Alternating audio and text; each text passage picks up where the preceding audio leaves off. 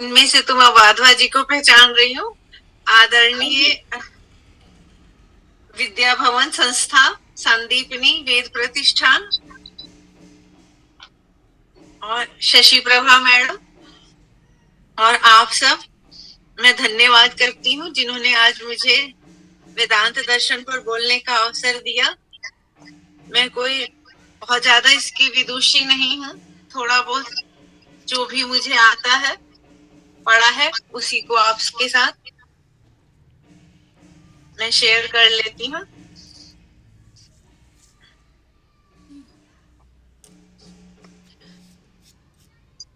पहले मैं थोड़ा सा भूमिका के बारे में कुछ कहना चाहूंगी कि भारतीय दार्शनिक चिंतन परंपरा में वैष्णव विचारधारा का उदय मध्य युग में हुआ। मध्य युग के भारतीय इतिहास पर दृष्टिपात करें तो उस समय हिंदू धर्म और समाज अनेक कुरीतियों, आडंबरों और अंधविश्वास का शिकार बना हुआ था। इसके अतिरिक्त समाज में जाति पाति की जटिलता बहुत अधिक बढ़ गई थी। वैदिक धर्म की शिक्षाएं अव्यवहारिक होने के साथ साथ सिद्धांतों पर आधारित थी जो जनसाधारण की समझ के बाहर थी।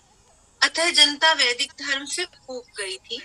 ऐसे समय में ही आचार्य शंकर ने ऐतिहासिक आवश्यकताओं के अनुरूप उपनिषदों की प्राचीन विचारधारा को परिवर्तित कर नवीन मान्यताएं स्थापित की।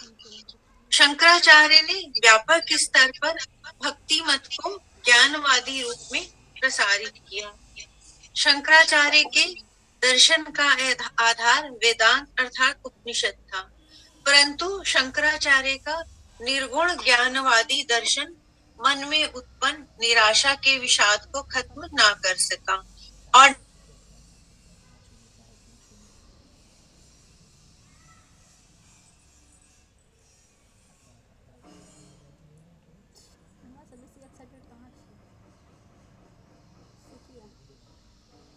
शंकराचार्य के मायावाद का खंडन किया।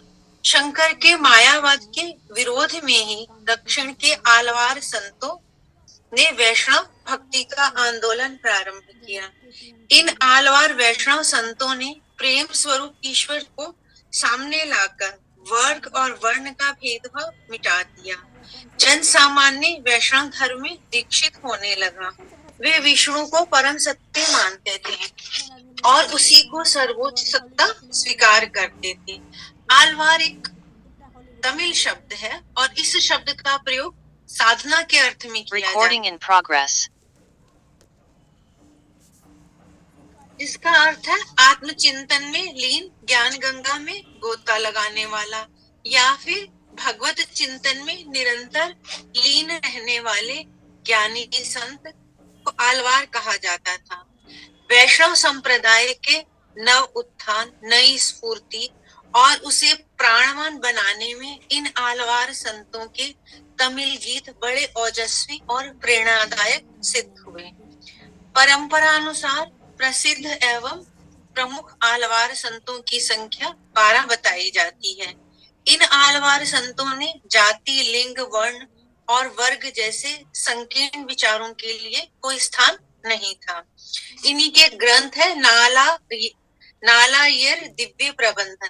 इस ग्रंथ में 4000 गेय पदों का संग्रह है और तमिल प्रदेश में यह तमिल वेद के नाम से प्रसिद्ध है। 12 प्रमुख आलवार माने जाते हैं, जिनमें से एक महिला गोदा या आंडाल, एक राजा जिसका नाम कुलक्षेत्र कहा जाता है। इन्होंने राजवैभव को छोड़कर साधारण भक्त की तरह से श्रीरंगम में जीवन व्यतीत किया था और कुछ शुद्ध जाति के गीतकार भी सुनते हैं। इन्हीं में से एक षटकोपाचार्य थे और इसी तरह से तिरुमंगम जाति से ये आलवार है, ये बड़े डाकू भी थे। अब यहीं पर ये जो आलवार संत था और जो संस्कृत के विद्वान थे, इन्होंने क्या किया कि 10वीं शताब्दी में जो संस्कृत के विद्वानों ने आलवार संतों की भक्ति के साथ वैदिक ज्ञान और कर्म को समन्वित कर तमिल वेद और संस्कृत वेद में सामंजस्य स्थापित किया। इन्होंने विशिष्टाद्वैत दर्शन की और प्रपत्ति मार्ग की प्रतिष्ठा कर श्री वैष्णव संप्रदाय का प्रतिष्ठापन किया। ये संत आचार्य के नाम से कहे गए और इनके आद्य आचार्य नाद मुनि माने जाते हैं। ये आलवार के शिष्य और परांशुक आलवार के प्रशिष्य थे। इन्होंने तमिल वेद को प्रतिष्ठित कर आलवार साहित्य को व्यवस्थित किया। नाथ मुनि का ही विशिष्टाद्वैत का प्रथम ग्रंथ न्याय तत्व माना जाता है, रचना है इनकी। दूसरे है यमुनाचार्य। नाथ मुनि के बाद इनके प्रपौत्र यमुनाचार्य का नाम उल्लेख है। इन्होंने सिद्धि त्रय में विशिष्टाद्वैत के सिद्धांतों को व्यवस्थित किया। और इसी तरह से इनका एक ग्रंथ है स्त्रोत रत्न, जिसमें 70 श्लोक हैं। इन्हीं ऐसा कहा जाता है कि इन्हीं स्त्रोतों को पढ़कर रामानुज इनके प्रति आकृष्ट हुए थे। तो रामानुज जैसा कि विशिष्टाद्वैत के माने जाते हैं, इन्होंने चलाया। इनका जन्म 1017 में माना जाता है और ये कहा जाता है कि बाल्यकाल में ही इन्होंने वेदांत दर्शन को पढ़ने की इच्छा की और ये अपने मौसी के जो पुत्र हैं गोविंद के साथ कांची जाकर यादव प्रकाश से वेदांत पढ़ने लगे, परंतु वहां इन्हें संतोष नहीं हुआ। फिर इन्होंने अनेक आचार्यों से वैष्णव शास्त्र का अध्ययन किया और इतने में ही जो यामुन मुनि है यमुनाचार्य, वो इनके गुणों से प्रसन्न होकर इन्होंने इन्हें श्रीरंगम बुलाया, परंतु श्रीरंगम पहुंचने से पहले ही यामुन मुनि का देहांत हो गया। इसी तरह से इनके बारे में कुछ कहानी मिलती है। जब ये गए तो यमुनाचार्य जी का कि 3 उंगलियां मुड़ी हुई थी, तो उन्होंने उनकी 3 इच्छाएं को पूरी किया, श्री भाष्य को लिखा और अनेक साहित्य की रचना की। और इसी तरह से इनकी जो दूसरी इच्छा थी विष्णु सहस्त्र नाम पर इन्होंने पांडित्यपूर्ण जो अपने शिष्य हैं कुरेश के पुत्र पराशर मित्र के द्वारा 70 दर्पण भाष्य लिखवाया।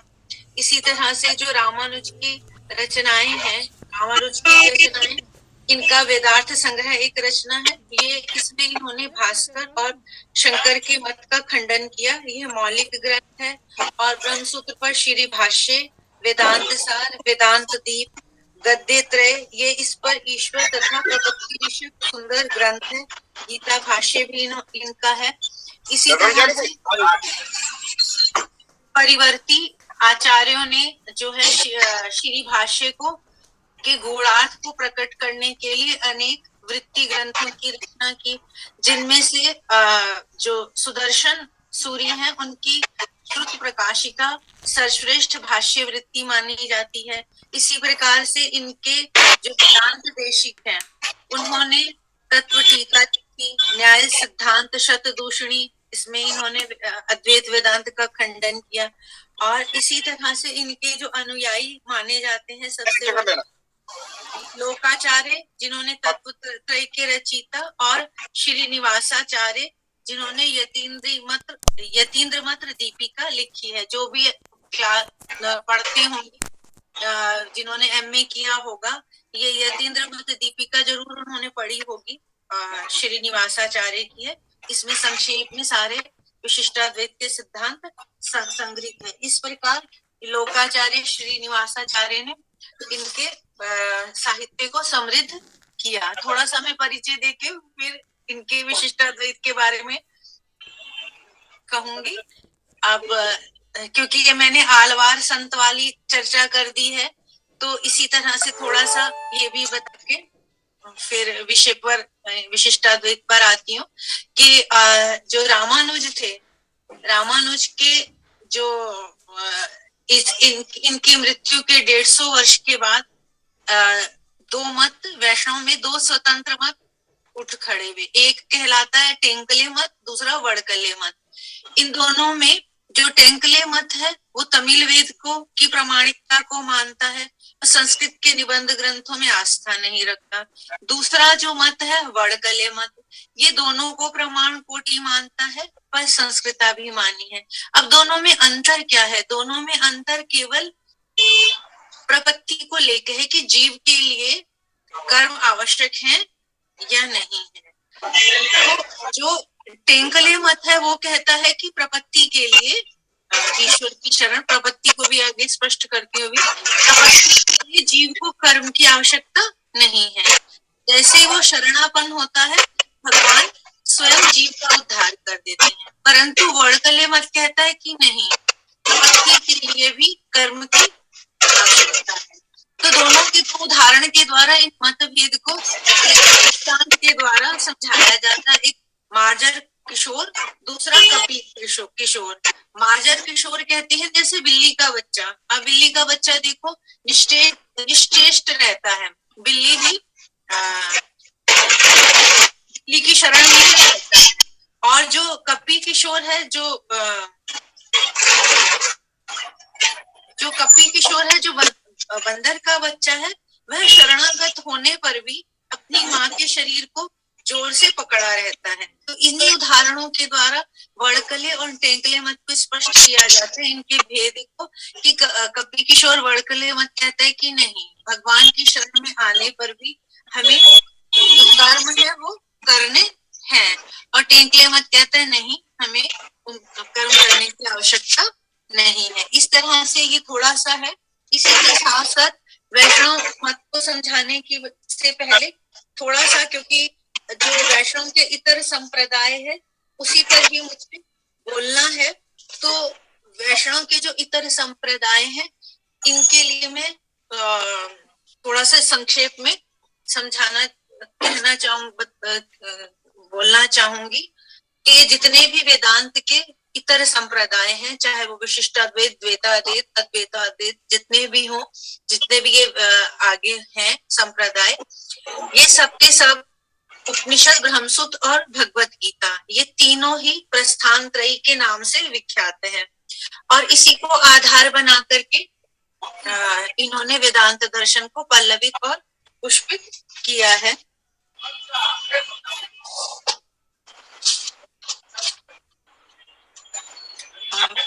पल्लवित और पुष्पित इन्होंने किया है। और इसी तरह से यहाँ पे तो वेदांत दर्शन के हम यदि इतिहास को समझे, उसके विकास को समझे, तो जो दार्शनिक दृष्टि से जो मतभेद हैं इनको यदि हम ये बलदेव उपाध्याय की किताब कहीं देखें तो उन्होंने इस तरीके से इसके तीन भाग कर दिए हैं, अद्वैत, द्वैत और द्वैताद्वैत, जिसको लेकर इनका मतभेद है। जो अद्वैत हैं उनके हिसाब से मूल तत्व एक अद्वितीय है, दूसरा है द्वैत। इनके हिसाब ये कहते हैं द्वैत मतावलंबी कि मूल तत्व परमात्मा और जीव दोनों मूलतः भिन्न है। तीसरा है द्वैताद्वैत, ये इनके अनुसार परमात्मा तथा जीव भिन्न भी है तथा अभिन्न भी है, एक भी है और अनेक भी है। तो द्वैताद्वैत दोनों मतों का मिश्रण है। अब इसी तरह से जो द्वैत मत है उसका अवान्तर भेद नहीं है। जो अद्वैत है, अद्वैत के ही 4 अवान्तर पक्ष हैं। कुछ दार्शनिक कहते हैं कि केवल रूप से ब्रह्म अद्वैत है, एकमात्र ब्रह्म है, तो ऐसा मत शंकराचार्य का है। कुछ दार्शनिक कहते हैं कि माया संबंध से रहित ब्रह्म एक है, यह कहलाया शुद्धाद्वैत, जो वल्लभाचार्य जी का मत है। तीसरे है चित्त और अचित्त से विशिष्ट ब्रह्म एक अद्वितीय है, तो यह विशिष्टाद्वैत मत कहलाया। अद्वैत इन्होंने माना है परंतु थोड़े से अंतर के साथ माना है। ये जो विशिष्टाद्वैत मंत्र है कालांतर में जाके 2 भागों में विभक्त हो जाता है। एक के हैं आचार्य रामानुज और दूसरे हैं श्रीकंठ। दोनों में अंतर इतना है कि रामानुज परमात्मा की संज्ञा लक्ष्मी नारायण कहते हैं, तो श्रीकंठ के अनुसार यह शिव है। इसी अद्वैत मतावलंबी में चौथे प्रकार के अद्वैत के समर्थक है विज्ञान भिक्षु, जिन्होंने विभागाद्वैत का प्रतिपादन किया। और जो द्वैताद्वैत है, द्वैत को भी मानते हैं, जो अद्वैत को भी मानते हैं, उसमें भी 3 अवान्तर पक्ष मिलते हैं। एक भर्तृपंचक का मिलता है, वे कहते हैं कि परमात्मा एक भी है और नाना भी है, ब्रह्म रूप से एक है तथा जीव रूप से नाना है। अब भेद क्या है? ये जो जीव का नानात्व मानते हैं वो औपाधिक नहीं मानते अपितु वास्तविक मानते हैं। इसी में दूसरे आ जाते हैं भास्कर, ये भी भेदा भेद मानते हैं परंतु ये सोपाधिक भेदा भेद मानते हैं। तो ये इनका भास्कराचार्य का मत है जीव तथा ब्रह्म का अभेद स्वाभाविक है परंतु भेद उपाधिजनक है। इसी तरह से इसी द्वैताद्वैत के तीसरे मत के समर्थक है आचार्य निम्बार्क। इनके अनुसार ये भेदा भेद स्वाभाविक है, औपाधिक नहीं है, वास्तविक नहीं है, ये स्वाभाविक मानते हैं।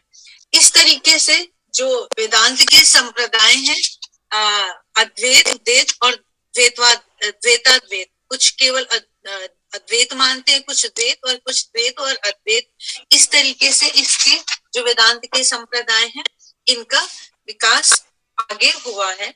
अब मैं थोड़ा सा इस परिचय के बाद रामानुज पर आ जाती हूँ।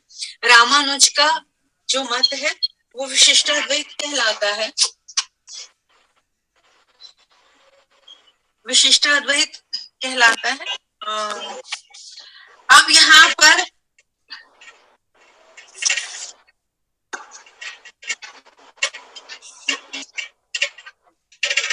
जो विशिष्टाद्वैत है, विशिष्टाद्वैत के अनुसार तीन तत्व हैं, चित्त, अचित्त, एक कंप्यूटर भी खुला हुआ। विशिष्टाद्वैत के अनुसार तीन ये मानते हैं, चित्त, अचित्त और ईश्वर। जो चित्त है वो जीव है और अचित्त जगत, ये दोनों ईश्वर के विशेषण हैं और ईश्वर विशेष्य है।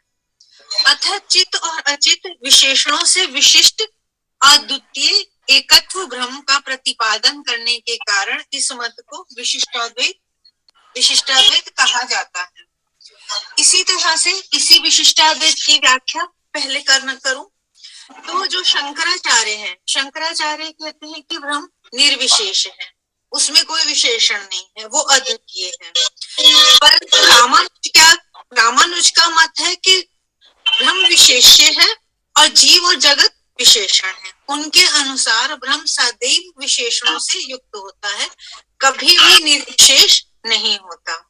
यहाँ तक कि प्रलय काल में जब जब जीव और जगत सूक्ष्म रूप धारण कर लेते हैं उस समय भी ब्रह्म जीव और जगत से विशिष्ट रहता है।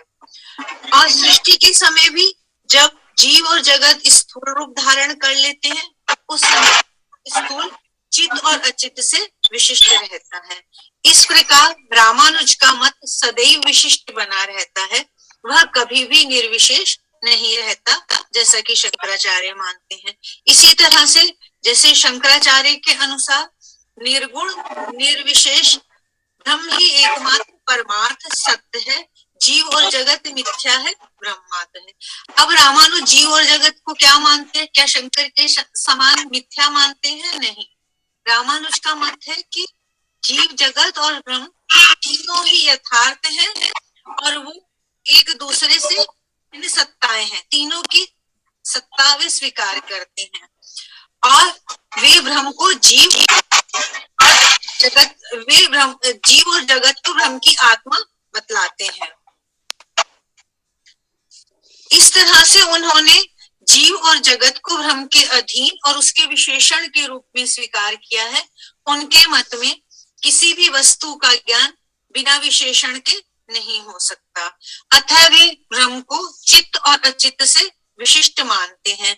उनके मत में चित्त अचित्त विशिष्ट ब्रह्म का भान ही होता है, अतः उनके मत में विशिष्टाद्वैत उनके मत को विशिष्टाद्वैत कहते हैं। इसी तरह से जैसे शंकराचार्य को हम देखें तो शंकराचार्य गुण और गुणी में भिन्नता स्वीकार नहीं करते। उनके अनुसार ब्रह्म सभी द्वंद्वों से विनिर्मुक्त अद्वैत रहता है, किंतु रामानुज गुण और गुणी में भेद मानते हैं। उनका कहना है कि कोई भी वस्तु कभी भी निर्गुण नहीं रहती, क्योंकि सगुण या सविशेष का ही ज्ञान होता है, निर्विशेष या निर्गुण का ज्ञान नहीं होता। अतः चिद अचिद से विशिष्ट होने के कारण ब्रह्म भी सविशेष सगुण ही होता है। यही उनका विशिष्टाद्वैत है। विशिष्टाद्वैत से इसी सिद्धांत की ओर संकेत किया गया। अब यहीं पर, क्योंकि ये विशिष्टाद्वैत को, जो विशिष्टाद्वैत का मत है, ब्रह्म को निर्विशेष नहीं स्वीकार करते। अब यहीं पर यदि हम थोड़ा सा मैं संकेत करना चाहूंगी कि जो इनकी ज्ञान मीमांसा है, अब ज्ञान मीमांसा में भी क्योंकि ये विशिष्टाद्वैत मतावलंबी है, निर्गुण निर्विशेष को स्वीकार नहीं करते।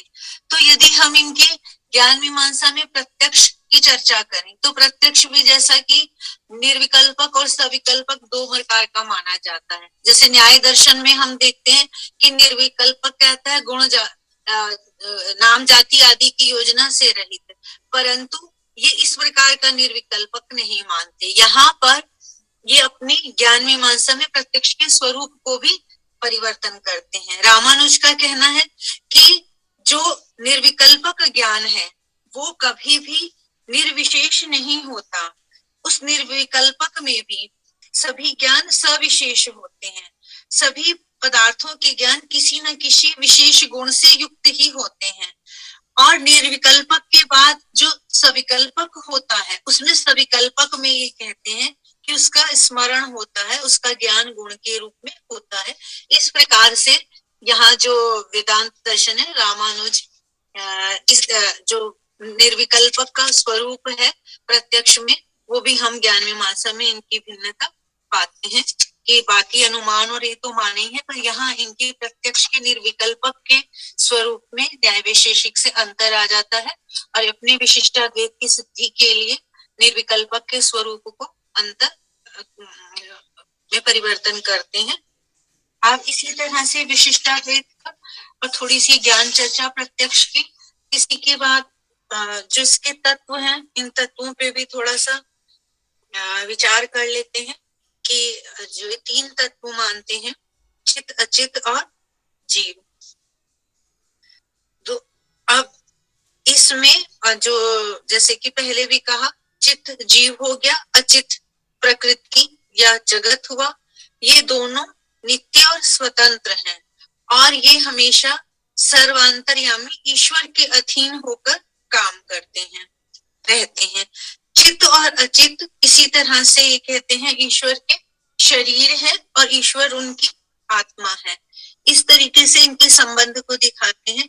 जिस प्रकार आत्मा शरीर को नियंत्रित करता है, जीवित रखता है और अपने प्रयोजन के लिए उपयोग करता है, उसी प्रकार से ये आत्मरूप ब्रह्म जीव और जगत को नियंत्रित करता है। इसी तरह से जो ईश्वर ही जीव और जगत का कारण है, जीव और जगत उसी के रूपांतरण है। रामानुज के अनुसार भौतिक जगत और जीव ईश्वर पर निर्भर है, अतः दोनों का अस्तित्व ब्रह्म के अस्तित्व पर निर्भर है। जीव और जगत दोनों की यथार्थ सत्ता है किंतु ईश्वर के द्वारा नियंत्रित है। अब इसी तरह से जैसे एक एक को लेकर हम थोड़ा सा विचार करें तो इनके मत में ब्रह्म या ईश्वर क्या है। रामानुज के अनुसार जो रामानुज जिसको शंकराचार्य ने ब्रह्म कहा वही ईश्वर है और ये कहते हैं कि जो ईश्वर है यही लीला रूप में विश्व का निर्माण, रक्षण और लय करता है, वह शाश्वत है। जीव और जगत उसके शाश्वत अंश है और ईश्वर अंशी है। अब यहीं पर एक प्रश्न उठ जाता है जो विचारणीय है कि ये अंश और अंशी जो जीव और जगत को अंश मानते हैं और ईश्वर को अंशी, तो यहीं पर एक शंका उत्पन्न होती है अंश अंशी विचार के संदर्भ में कि यदि हम जो अचित है, जो भौतिक जगत है हमारा, उसमें तो विकार होते रहते हैं, तो अचित अंश में यदि विकार होंगे तो क्या ईश्वर को भी विकारी मानना पड़ेगा। और इसी तरह से जो जीव है, अंशभूत जीव है, उसके जो दोष हैं तो क्या ईश्वर को भी दोषी ठहराना पड़ेगा, क्योंकि अंशभूत जीव में नाना दोष होते हैं। तो यदि हम इस तरीके से अंश और अंशी मानेंगे तो ईश्वर या ब्रह्म विकारी या दोषी सिद्ध होगा। तो इस शंका का ये जो समाधान किया गया है रामानुज कहते हैं।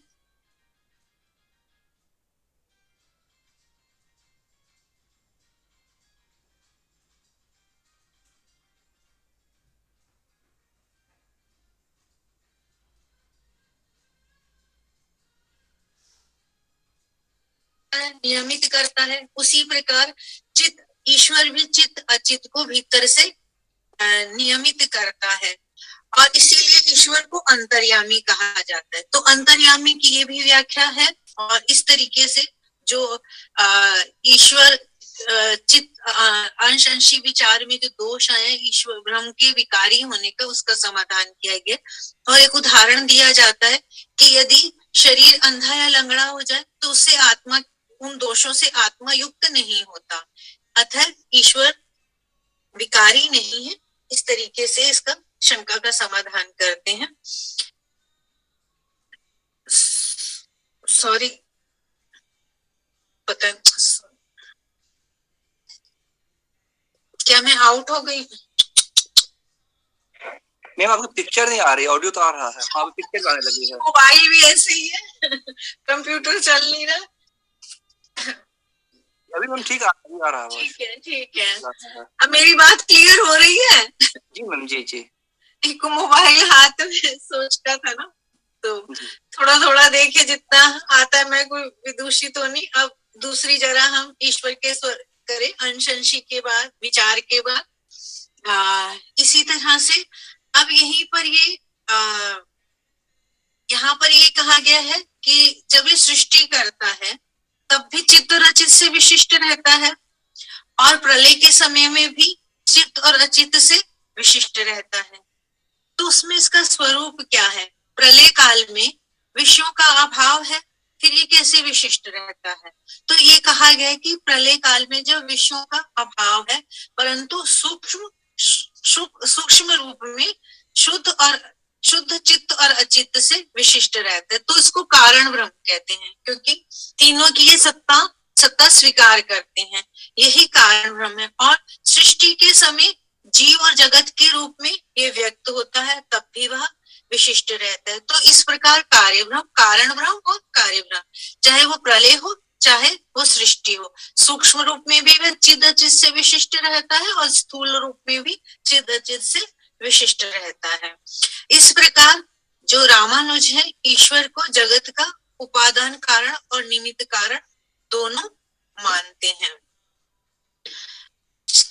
सृष्टि के पूर्व सूक्ष्म रूप में उसके अंदर अव्यक्त रहता है, और जगत के रूप में वह व्यक्त हो जाता है। और जब वह अंदर स्थित रहता है तो बिना किसी साधन के स्वयं विकसित होता है। तो इस प्रकार इनसे विशेष ही रहता है, निर्विशेष नहीं रहता। तो इस तरीके से भी जो विशिष्टाद्वैत है, विशिष्टाद्वैत को स्पष्ट कर रहे हैं। इसी प्रकार से यदि शंकराचार्य का हम थोड़ा सा देखें तो वो 3 प्रकार के भेद मानते हैं, सजातीय, विजातीय और स्वगत। सजातीय भेद हुआ जैसे एक गाय का दूसरी गाय से, दूसरा विजातीय हुआ गाय का भैंस आदि से, और भेद कहते हैं गाय का सींग पूंछ आदि से भेद।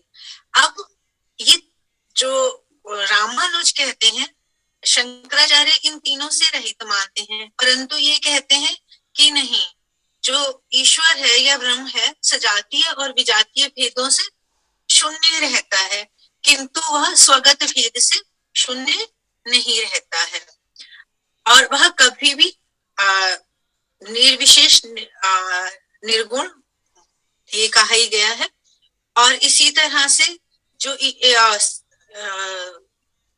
ब्रह्म है वो सचिदानंद रूप है, सदचिद आनंद, ये तीनों ही उसके विशेष स्वरूप हैं। उसको व्यक्तित्व प्रदान करते हैं, उसका व्यक्तित्व परिपूर्ण होता है। ज्ञान और करुणा उसके प्रमुख गुण हैं। करुणावशी वह सृष्टि करता है, और रचना का प्रयोजन भी ये कहा जाता है कि उसका प्रयोजन केवल लीला है और कुछ नहीं। बालक, एक उदाहरण देते हैं कि बालक जिस प्रकार खिलौनों से खेलता है, उसी प्रकार वह लीला धाम भगवान जगत को उत्पन्न कर खेल करता है, और जो संहार दशा में लीला में भी उसकी विरति नहीं होती, संहार भी उसकी एक तरह से लीला ही मानी जाती है। इसी तरह से यहाँ जो आप ईश्वर का जो स्वरूप है ये 5 प्रकार का मानते हैं।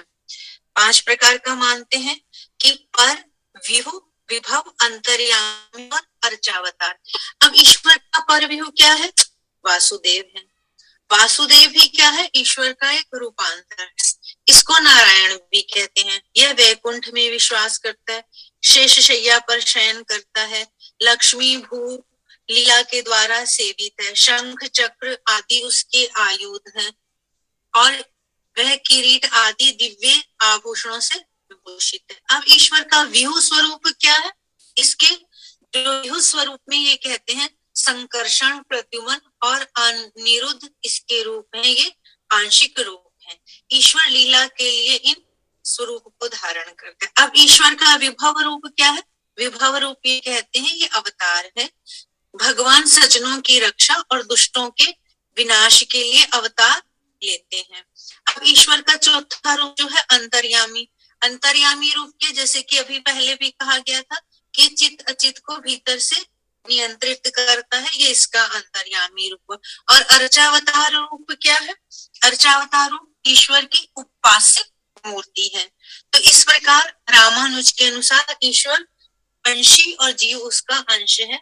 और ये जो 5 रूपों की कल्पना की है रामानुज ने, ऐसा कहा जाता है कि ये प्राचीन भागवत संप्रदाय से इन्होंने इन रूपों की कल्पना की है। अब यहीं पर दूसरा ईश्वर का ये हो गया, चिदचित हो गया, इसका करुणा हो गया, अंशी विचार। और दूसरा अब इनका आ जाता है जीव या चित्त। अब जीव क्या है? जीव क्या है? जीवात्मा। यह शरीर, इंद्रिय, प्राण और मन से भिन्न है। यह सबका ज्ञाता, कर्ता और भोक्ता है। और इसी तरह से जो जीव का एक विशेष गुण माना गया है शेषत्व, जैसे अंश अंशी विचार किया जाता है जीव के संदर्भ में, उसी तरह से जीव को शेषत्व विचार भी कहा। अब शेषत्व में अर्थात वह अपने कार्यकलापों के लिए जीव ईश्वर पर संपूर्ण रूप से अवलंबित है।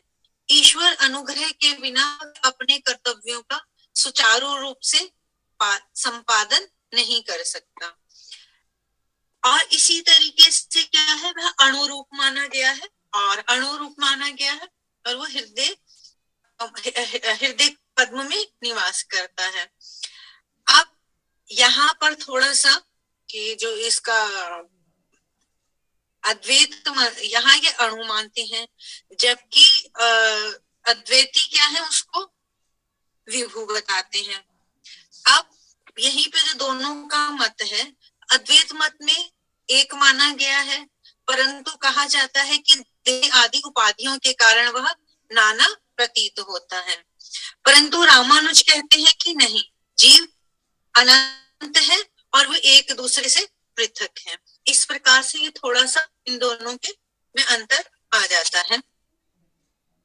इसी तरह से आप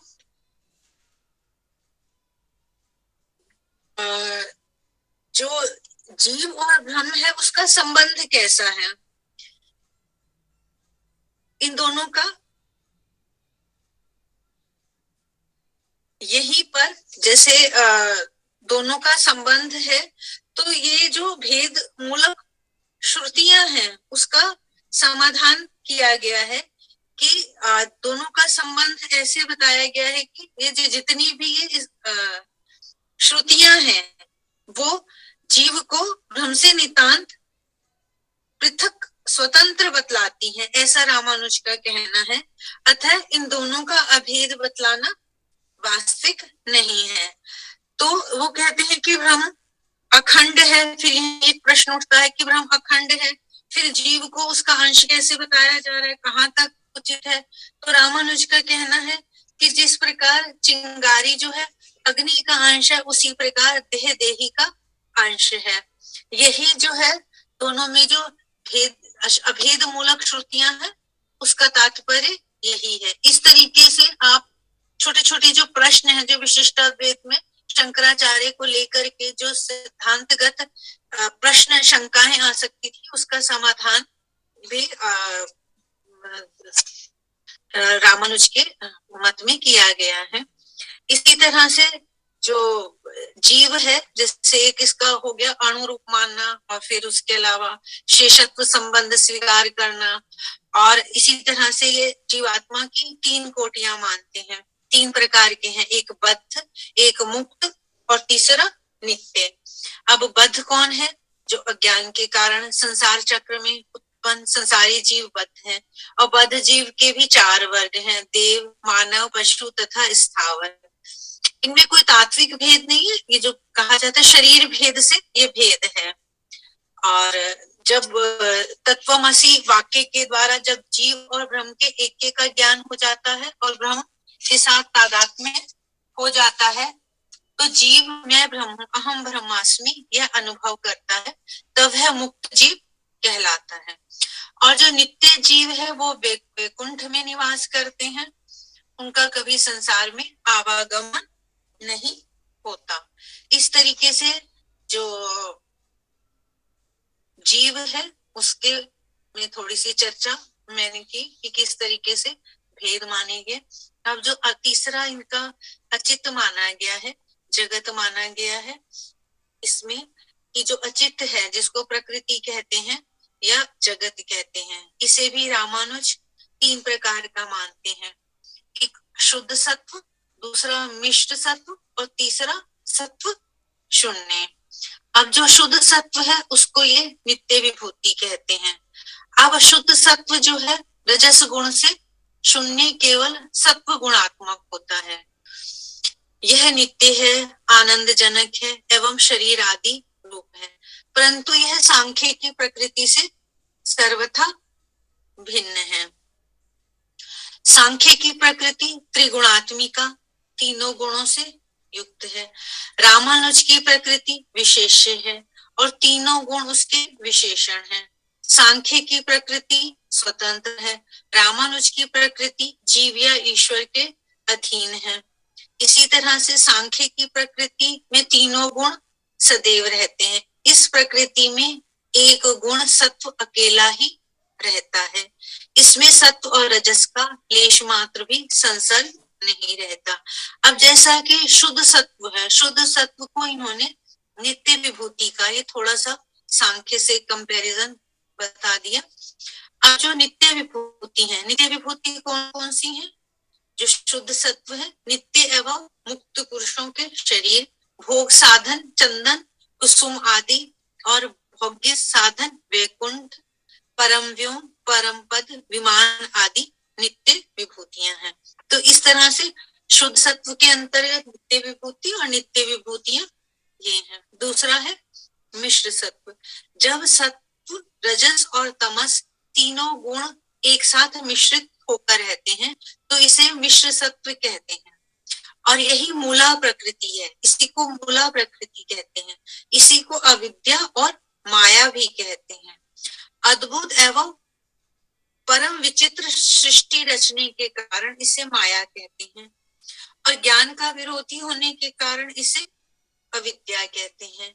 यही जगत का उपादान कारण है, इसी से ब्रह्मांड का निर्माण होता है, जो मिश्र तत्व। और तीसरा हो गया सत्व, रजस और तमस, इन तीनों गुणों से शून्य होने के कारण जो सत्व शून्य है उसको काल या समय कहते हैं। यह नित्य एवं विभू है। यही सृष्टि का नित्य, यही जगत जो मिश्र सत्व है इसी को जगत का उपादान कारण है। सत्व, रजस और तमस इन तीनों गुणों से शून्य होने के कारण सत्व शून्य को काल कहते हैं। अब इसी तरह से यहाँ पर जैसे यहीं पर थोड़ा सा सांख्य दर्शन का और इनके में अंतर बताते रामानुज में सृष्टि विचार के संदर्भ में। जो रामानुज का जो सृष्टि प्रक्रिया है उन्होंने उपनिषदों से ही ली है, परंतु जैसा कि सांख्य कहता है कि प्रकृति से ये सारी सृष्टि होती है, तो रामानुज कहते हैं कि नहीं, प्रकृति स्वयं सृष्टि नहीं करती, परंतु अपितु ईश्वर की अध्यक्षता में ही वह सृष्टि का कार्य करती है। सर्वशक्तिमान ईश्वर की इच्छा से ही सूक्ष्म प्रकृति स्वयं 3 प्रकार के तत्वों में, तेज, जल तथा पृथ्वी में विभाजित हो जाती है। इस प्रकार जो छांदोग्य उपनिषद है, त्रिवितकरण, वहां पर ये रामानुज ने इनको स्वीकार किया है। ये थोड़ा सा संकेत कर रही हूँ। अब इसी तरह से जो अचित है 3 प्रकार का, जिसके अंतर्गत सृष्टि प्रक्रिया, काल और नित्य विभूति। अब यहीं पर जैसे हमने कहा कि जो मिश्र तत्व है उसी को इन्होंने माया भी कहा, अविद्या भी कहा। अब थोड़ी सी कि मायावाद जो है क्या किस प्रकार से विचार करते हैं, इसे भी जरा कर लें। जो ये माया है, रामानुज के अनुसार माया क्या है? ईश्वर की शक्ति है और अद्भुत पदार्थों की सृष्टि करने वाली शक्ति का नाम माया है। ईश्वर इसी माया शक्ति के द्वारा सृष्टि करता है। इसी माया शक्ति से युक्त होने के कारण ही ईश्वर को माई या मायावी कहा गया है। मायावी कहने का तात्पर्य है कि सृष्टि लीला अद्भुत और विचित्र होती है, इसलिए कहा गया कि बड़ा मायावी है, बड़ी विचित्र है इसकी सृष्टि। तो जो रामानुज है, इस माया को जैसे अभी ऊपर भी कहा, प्रकृति कहते हैं। और प्रकृति के 2 रूप हो गए। ये मायावाद की थोड़ी सी चर्चा कर रही हूँ। प्रकृति के 2 रूप हो गए, शुद्ध सत्व विद्या और मिश्र सत्व अविद्या। जब ब्रह्म शुद्ध सत्व से विशिष्ट होता है तो ईश्वर कहलाता है, और जब मिश्र तत्व से विशिष्ट होता है तब वह जीव कहलाता है। अब यहीं पर जो रामानुज है, शंकर के अनुसार सृष्टि को मिथ्या नहीं मानते, जगत को ब्रह्म नहीं मानते। उनके अनुसार सृष्टि और जगत सत्य है, क्योंकि शंकराचार्य जो वैष्णव संप्रदाय है, जो रामानुज है, उन्होंने शंकर के मायावाद का, सभी ने जितने भी वैष्णव के आचार्य हुए हैं, शंकर के मायावाद का खंडन किया है और निर्विशेष ब्रह्म का खंडन किया है। तो इसी तरह से रामानुज ने भी शंकर के मायावाद का खंडन किया है। 2 युक्तियां मैं बोल देती हूँ कि किस प्रकार इन्होंने शंकर मायावाद का खंडन किया है। श्रुत प्रकाशिका शतदूषणी में आपको डिटेल में चीजें मिल जाएंगी, किस तरीके से इन्होंने खंडन किए, क्या क्या युक्तियां दी है। यह संक्षेप में मैं जो मायावाद का खंडन रामानुज करते हैं। तो अब हम देखते हैं कि शंकराचार्य क्या कहते हैं, माया को मिथ्या कहते हैं, भ्रम कहते हैं, और माया के मिथ्या सिद्धि में वे सर्प रज्जु का दृष्टांत प्रस्तुत करते हैं। रामानुज का कहना है कि सर्प और रज्जु दोनों सत पदार्थ हैं। यहाँ एक सत को दूसरा सत समझा जाता है, अतः जगत को मिथ्या नहीं कहा जा सकता।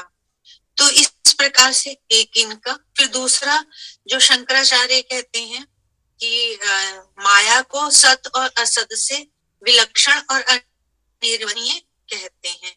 रामानुज कहते हैं कि माया अनिर्वचनीय नहीं है, क्योंकि रामानुज सभी पदार्थों को सत्य मानते हैं, या क्योंकि रामानुज कहते हैं कि सभी पदार्थों को सत्य मानते हैं, असत।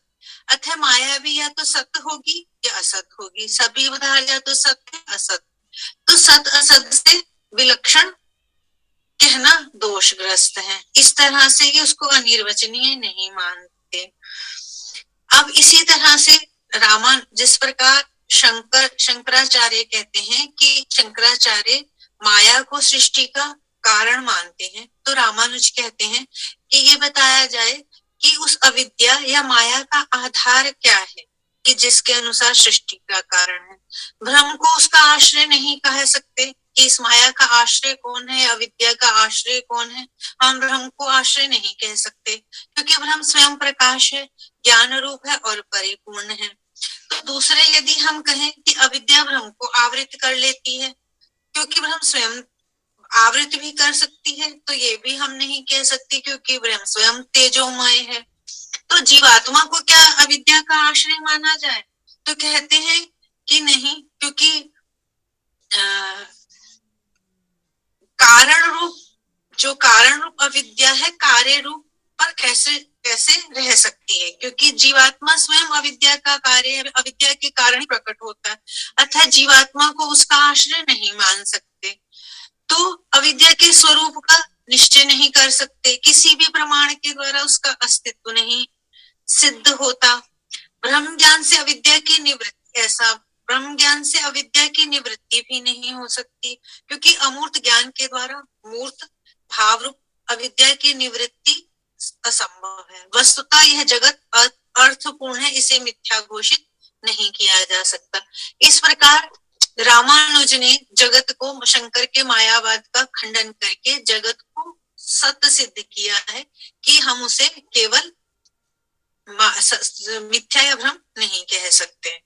तो इसी तरह से जो रामानुज ने इस प्रकार मायावाद का खंडन कर कर ईश्वर भक्ति या प्रपत्ति पर विशेष जोर दिया है, और यही इसका जो प्रभाव है, रामानुज के माया का प्रभाव समस्त वैष्णव दर्शन में हमें लक्षित होता है।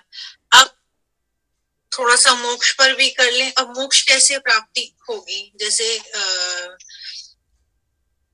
रामानुज के अनुसार जो मोक्ष है वो ईश्वर की कृपा से मोक्ष की प्राप्ति होती है, और जो कर्म है, वेद विहित कर्मों के अनुष्ठान का क्या रोल है? उनका ये है कि वेद कर्मों के अनुष्ठान से चित्त की शुद्धि होती है, और चित्त शुद्धि से भक्ति प्राप्त होती है, और भक्ति से मोक्ष की प्राप्ति होती है। अब यहीं पर जीव और ब्रह्म के एकता का ज्ञान होने के पश्चात जीव का अपने स्वरूप में अवस्थित हो जाना ही मोक्ष है। मुक्तावस्था में जीव ब्रह्म के साथ अभेदावस्था में रहता है। रामानुज के अनुसार जीवन मुक्ति नहीं होती, केवल विधेय मुक्ति होती है। यही जो जीवन मुक्ति है नहीं मानते, विधेय मुक्ति होती है, और वैकुंठ में भगवान का दास बनकर रहना ही परमा मुक्ति है। इस तरह से अब राम मोक्ष प्राप्ति के साधन क्या क्या है? मोक्ष प्राप्ति के साधन क्या क्या है? ये 4 बताए गए हैं: कर्मयोग, ज्ञान योग, भक्ति और प्रपत्ति। तो वैदिक कर्मों के अनुष्ठान और चित्त अचित एवं ईश्वर के यथार्थ ज्ञान से मुक्ति मिलती है। बिना ज्ञान के मुक्ति नहीं मिलती। ज्ञान के उदय होने पर ईश्वर में भक्ति होती है। भक्ति से प्रसन्न होकर ईश्वर जीव के सारे बंधनों को काट देता है, क्लेशों को क्षीण कर देता है, संशयों को दूर कर देता है, तब जीव ब्रह्मनिष्ठ हो जाता है। प्रपत्ति को शरणागति भी कहते हैं। अब शरणागति का क्या स्वरूप है, आगे एक दर्शन में और समझ स्पष्ट करूंगी। दीन भाव से भगवान की शरण में जाकर जीव परम कल्याण को प्राप्त करता है, और शरणागत होने पर ही ईश्वर जीव को अमृतत्व प्रदान करता है। यही प्रपत्ति मोक्ष का सबसे बड़ा उपाय है।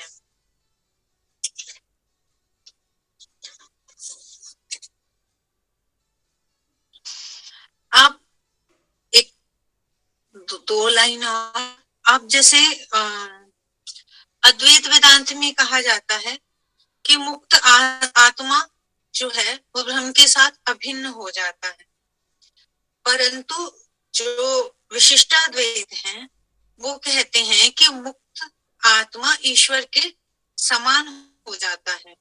ईश्वर के साथ उसका एकात्म्य संपन्न नहीं होता।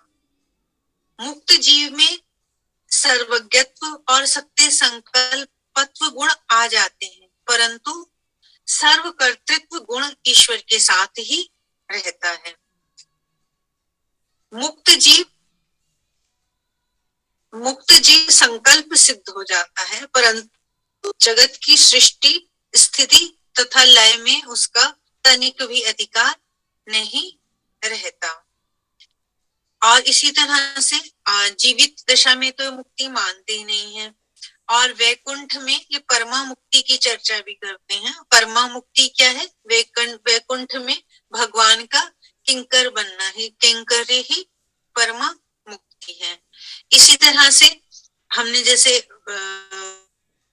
विशिष्टाद्वैत, इसके जो विशिष्टाद्वैत के अनुयायी रहे हैं, अनुयायी में जैसे शुरू में भी कहा था कि श्री कंठाचार्य जो हैं, उन्होंने यहाँ ये विष्णु की चर्चा करते हैं और ये ईश्वर को शिव रूप में मानते हैं। और श्री कंठ ने शैव विशिष्टाद्वैत का समर्थन कर ब्रह्मसूत्र पर भाष्य लिखा, जिस पर अपे दीक्षित ने शिवार्क मणि दीपिका महत्वपूर्ण ग्रंथ भी निकला। तो उसके अनुसार इस प्रकार से जो विशिष्टाद्वैत है, जो ईश्वर है वो विष्णु है या शिव है, इस प्रकार ये विशिष्टाद्वैत का थोड़ा सा मैंने अपनी समझ से किया। पता नहीं कितना आपको क्लियर कर पाई, नहीं कर पाई। वाधवा जी भी बैठे हैं, पता नहीं ठीक कर पाई सर की नहीं कर पाई। तो परिचय है नहीं, मैं इस सबको तो जानती नहीं, कुछ एक को नाम से लग रहा। तो ये विशिष्टाद्वैत, जो आज के दो टॉपिक थे, विशिष्टाद्वैत और दूसरा था द्वैताद्वैत। कुछ बात में समझ आ पाई?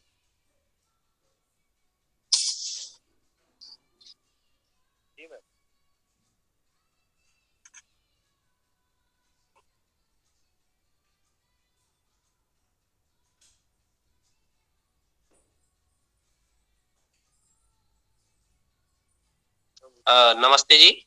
हाँ जी नमस्ते। मैंने कहा मैं कुछ बात अपनी समझा पाई नहीं? हाँ जी समझ में आया। विशिष्टता जो आपने बताया है, इसमें त्रैतवाद और इसमें कुछ सिमिलरिटी है या दोनों में कुछ भेद है? द्वैतवाद ना, त्रैतवाद और विशिष्टतावाद में जो विशिष्टाद्वैत है वो अद्वैत एक को ही मानते हैं, विशिष्ट होने पर भी वो अद्वैतवादी हैं। चित अचित से विशिष्ट अद्वैतवादी। विशिष्ट अद्वैत हो गया ना, जैसे नाम से ही है इनका। त्रैतवाद या द्वैतवाद तीनों अलग अलग सत्ताएं हो गई। ये अलग अलग होके भी उसके विशेषण हो गए। विशिष्ट अद्वैत, विशिष्ट से अद्वैत, वो त्रैतवाद तीन अलग अलग। अभी जैसे मध्वाचार्य का दर्शन है, उसमें थोड़ा सा और कि किस प्रकार से ये अलग अलग मान रहे हैं तीनों को। यहाँ पर ये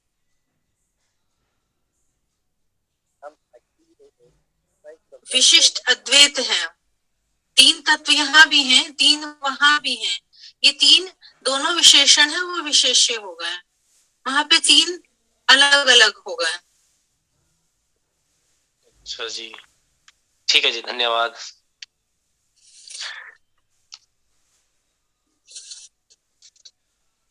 उसके पीछे बैकग्राउंड एक है, आपकी अनुमति हो तो मैं कह सकता हूँ। हाँ जी, हेलो। हाँ, जो उन्होंने प्रश्न पूछा था। हाँ जी। हाँ, तो उसके पीछे एक बैकग्राउंड है, तो अगर आप अनुमति दें तो मैं। हाँ जी सर जी, मैं बहुत ही अच्छा है। मैम, उसका बैकग्राउंड ऐसा था कि पूरी की जो शंकराचार्य जी हैं, तो उनको पूछा गया था कि आर्य समाज के जो संस्कृति के बारे में, तो उन्होंने उनका ये कि स्वामी दयानंद सरस्वती जी ने नया नहीं बोला, जो शंकराचार्य जो बोल के गए थे कि कम आ रही है।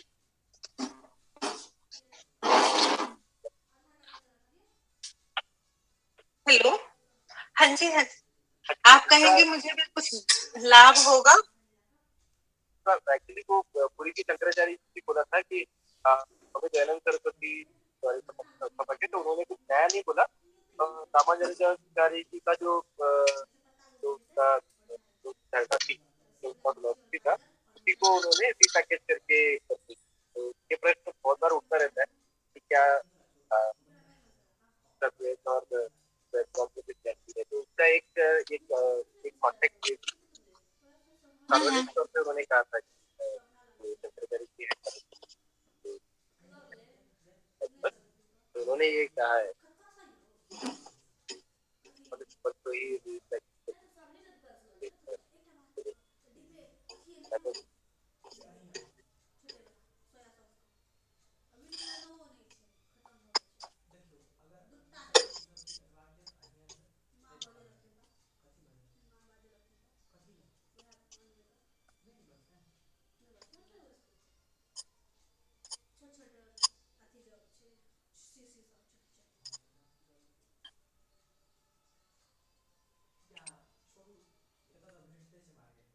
हेलो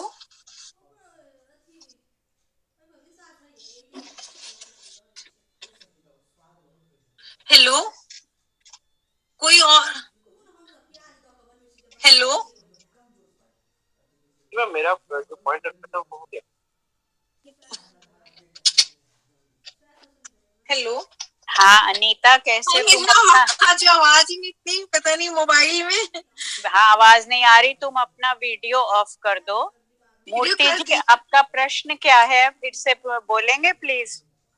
वो कुछ जवाब भी दे रहे थे, उनका जवाब अच्छा था, वो मुझे ही नहीं सुना समझा, तो मेरे मोबाइल पुराना, मुझे भी नहीं सुनाई दे रहा, उनकी आवाज नहीं आ रही है, इसीलिए वो उसका कुछ रिप्लाई भी कर रहे थे ना। हाँ वो समझ ही नहीं आया मुझे तो। हाँ दोबारा से कहे, उनको बोले वो। हाँ हाँ मैम एक्चुअली प्रश्न मेरा नहीं था, उससे पहले एक और विद्यार्थी ने ये प्रश्न किया था कि त्रैतवाद और विशिष्टाद्वैत में क्या सिमिलैरिटीज हैं, तो ये उनका प्रश्न था। तो मैंने इस पे एक कॉन्टेक्स्ट देने का प्रयास किया था कि ये सेम प्रश्न करंट जो पुरी के शंकराचार्य जी हैं उनको पूछा गया था। तो उनका जो उत्तर था मैंने वो कन्वे किया कि ही सेड कि स्वामी दयानंद सरस्वती ने नया कुछ नहीं बोला था, उन्होंने स्वामी रामानुजाचार्य जी का जो दर्शन था उसी को रीपैकेज करके उन्होंने प्रेजेंट किया, ऐसा उनका वक्तव्य है, पब्लिक कहा गया वक्तव्य है। So this was the context which I was trying to share.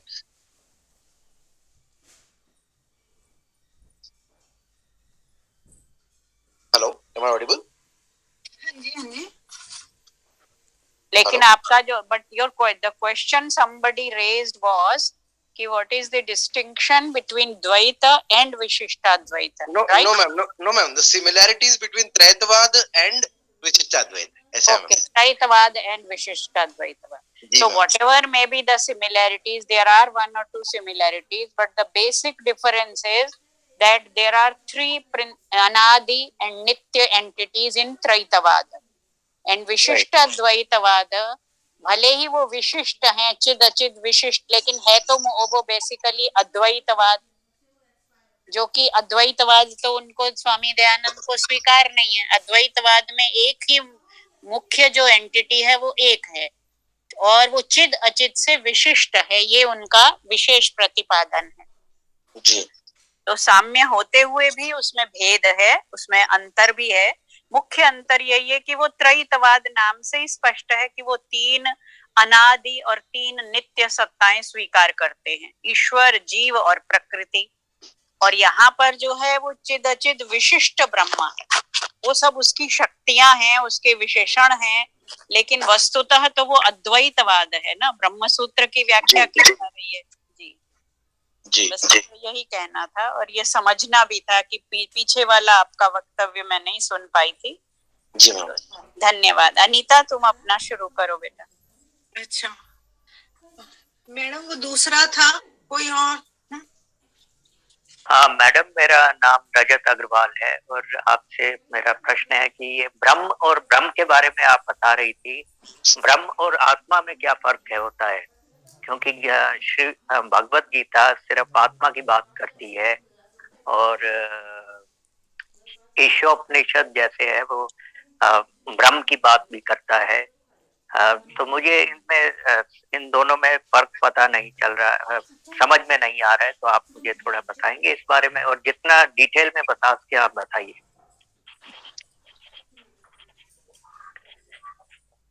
Anita, मैं कुछ कहूँ? जी हाँ जी मैडम। अग्रवाल जी, आपका प्रश्न बहुत ही सटीक और समीचीन है, और ये प्रश्न उठना हर एक विद्यार्थी के मन में उठना स्वाभाविक है। लेकिन उपनिषदों ने स्वयं ही कहा है अयम आत्मा ब्रह्म, यही आत्मा ब्रह्म है। तो वहां आत्मा और ब्रह्म में तात्विक दृष्टि से कोई भेद नहीं है, तत्व की दृष्टि से दोनों एक हैं। ये उपनिषद का वचन है, अयम आत्मा ब्रह्म। तो इसलिए तत्वतः कोई भेद नहीं है। लेकिन जैसे गीता उसकी चर्चा कर रही है तो वो जीव सापेक्ष दृष्टि से चर्चा कर रही है, इसलिए वो उसे आत्मा कहते हैं। लेकिन उपनिषद मूलतः ब्रह्म विद्या कहे जाते हैं। वहां आत्म विद्या भी है, अध्यात्म विद्या भी है, आत्मा भी कहते हैं वो कहीं कहीं। लेकिन मुख्यतः वे लोग उपनिषदों में जो आचार्य हैं, ऋषि हैं, वे ब्रह्म शब्द का प्रयोग करते हैं। तो वेदांत दर्शन के अनुसार तत्वतः इन दोनों में कोई भेद नहीं है। ये मेरा विचार है जो मुझे समझ में आया। आगे आप में से भी कोई कुछ कह सकता है, अनीता भी इस पर अपने विचार रख सकती है।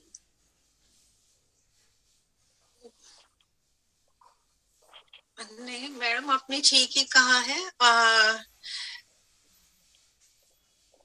जो आपका आत्मा और आप आगे के दर्शन पढ़ेंगे, एक जो आत्मा है, आत्मा का ही आप आगे दर्शनों में दो विभाजन कर देते हैं, जीवात्मा और परमात्मा। तो आत्मा हम यदि ईश्वर के दृष्टिकोण से कहें तो कण कण में है, तो कण कण में है, तो ये जो जीवात्मा है वो भी उसका अंश है। तो आप हम सब जीवात्मा परमात्मा एक ही है। हम शरीरधारी हो गए, शरीरावच्छिन्न हो गए तो जीवात्मा कहलाए, और मुक्त अवस्था में उसी के साथ हम जाके मिल जाएंगे तो ईश्वर या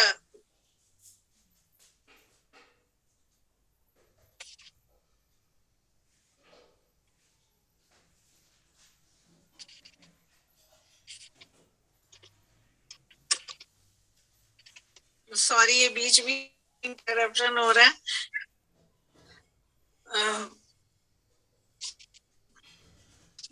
प्रश्न जिसने पूछा था मैडम की बात से आपकी क्लैरिटी हो गई होगी। जी मैडम, या क्लैरिटी तो पूरी तो नहीं मेरे को आई है, पर मैडम ने जवाब उसमें she has answered it completely, पर मुझे अभी भी थोड़ा सा इसके अंदर क्लैरिटी नहीं आया है। एक वो मंत्र है पूर्णमदम पूर्णमिदम,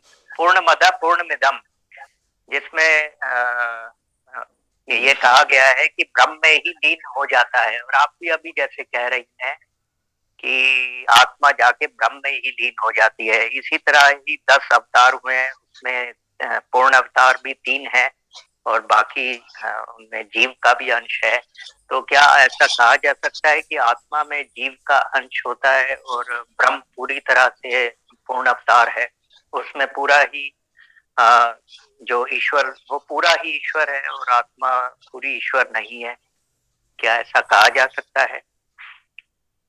चाहे वो तत्व से एक ही हो, क्योंकि तत्व से एक होने की वजह से ही आत्मा ब्रह्म में जाके लीन हो जाती है जब प्रलय का वक्त है, मोक्ष अवस्था में, या हाँ मोक्ष अवस्था में। या हाँ,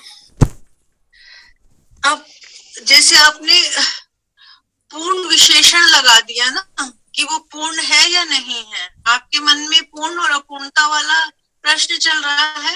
यही एग्जैक्टली मैडम, कि वो पूर्ण है या अपूर्ण है। यस, आपको लग रहा है कि जीवात्मा अपूर्ण है। Yes madam. यदि आपके है कि क्योंकि जीव आत्मा अपूर्ण है, इसी वजह से वो जन्म ले रही है, पर तत्व से एक है, इसी वजह से वो जाकर ब्रह्म में फिर से मिल जाती है जब मोक्ष का है। ये मेरी समझ है, पर क्योंकि गीता इसे डिफरेंट ढंग से ट्रीट कर रही है और जो जो उपनिषद है इसे डिफरेंट ढंग से ट्रीट करते हैं, तो वो उसमें जो गैप है वो नहीं मिल पा रहा था मुझे। जो आप अपूर्ण कह रहे हैं ना, अपूर्ण लौकिक अर्थ में तो नहीं आप उसका मतलब ले रहे हैं?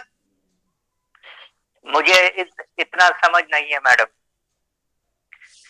अच्छा, क्योंकि जो वहां तक तो आप ठीक कह रहे हैं कि तत्वतः जीवात्मा और परमात्मा एक ही हैं। वो अज्ञान, इनका जो अज्ञान है, अज्ञान के कारण वो क्या अपने आप को समझता है? जब तक वो अज्ञान दूर नहीं होगा तब तक वो अपने आप को ऐसे ही अपूर्ण मानेगा। शायद आप इस तरीके का विचार कर रहे हैं।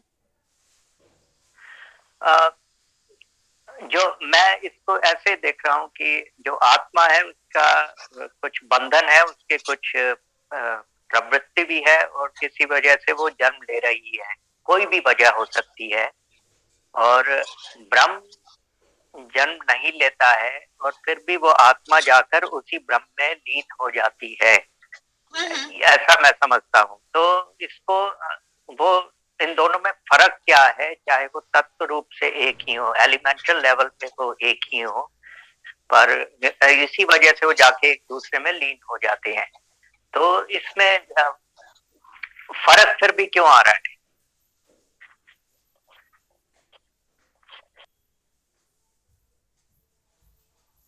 फर्क क्यों आ रहा है? वही उनके कर्म है। जैसे यहाँ अलग अलग मनुष्य हैं, अलग अलग मनुष्य क्यों हैं? कोई उच्च वर्ग, कोई निम्न वर्ग, कोई अलग अलग कई कैटेगरी में बटे हुए हैं ना, तो उसके पीछे भी क्या उसकी वो कर्म मीमांसा ही आ जाती है।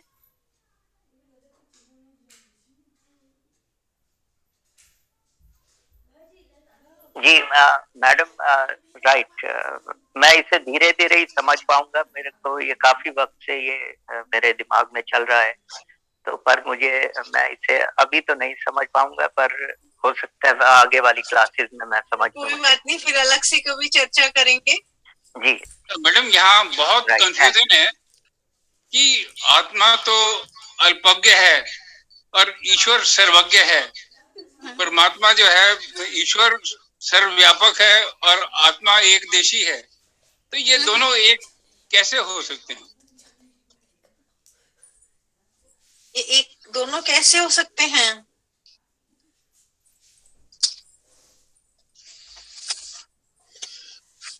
जीवात्मा और तत्वतः जैसे इन्हीं का भी ये प्रश्न है कि है तो हम उसी के अंश ना, जीवात्मा के अंश परमात्मा के अंश है, आत्मा परमात्मा का अंश है। हम शरीर वाधवा जी हैं। ठीक है, हाँ जी, हाँ जी, हाँ जी वाधवा जी, आप तो खुद ही नहीं ज्ञानी ध्यानी है। नहीं, मैं तो बहुत कंफ्यूज हूँ इसके बारे में। आपको कंफ्यूजन कैसे हो सकता है? आप तो खूब अच्छे से जानते हैं। नहीं, आपसे अभी मुझे लगता है कुछ और अध्ययन करने की आवश्यकता है, फिर प्रश्न करूंगा बाद में।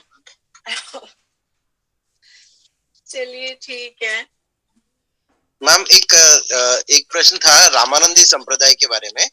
हाँ जी।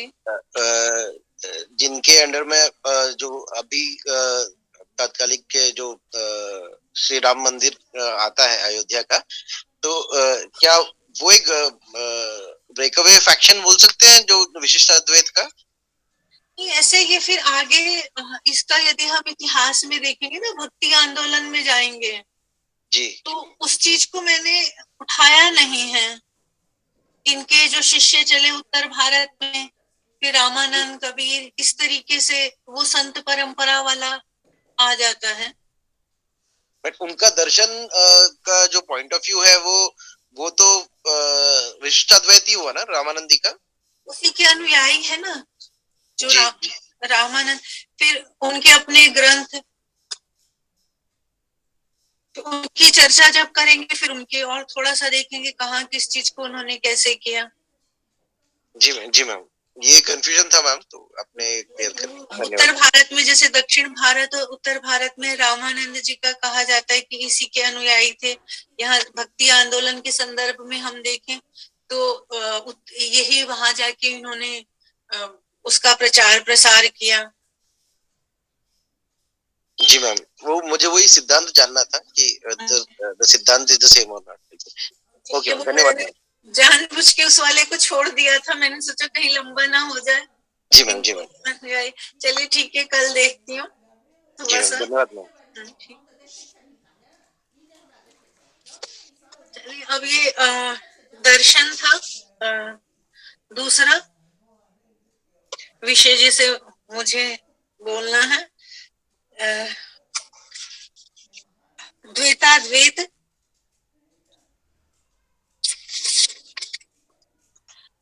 अब इसी में इनको जो द्वैताद्वैत या भेदा भेद है, इनको निम्बार्क दर्शन के नाम से भी जाना जाता है। यदि इसकी आद्य आचार्य गुरु परंपरा के अनुसार हम देखें तो इसके निम्बार्क मत के आद्य आचार्य हंस नारायण हैं। वीडियो ऑन करो या ऑफ करके भी बोल।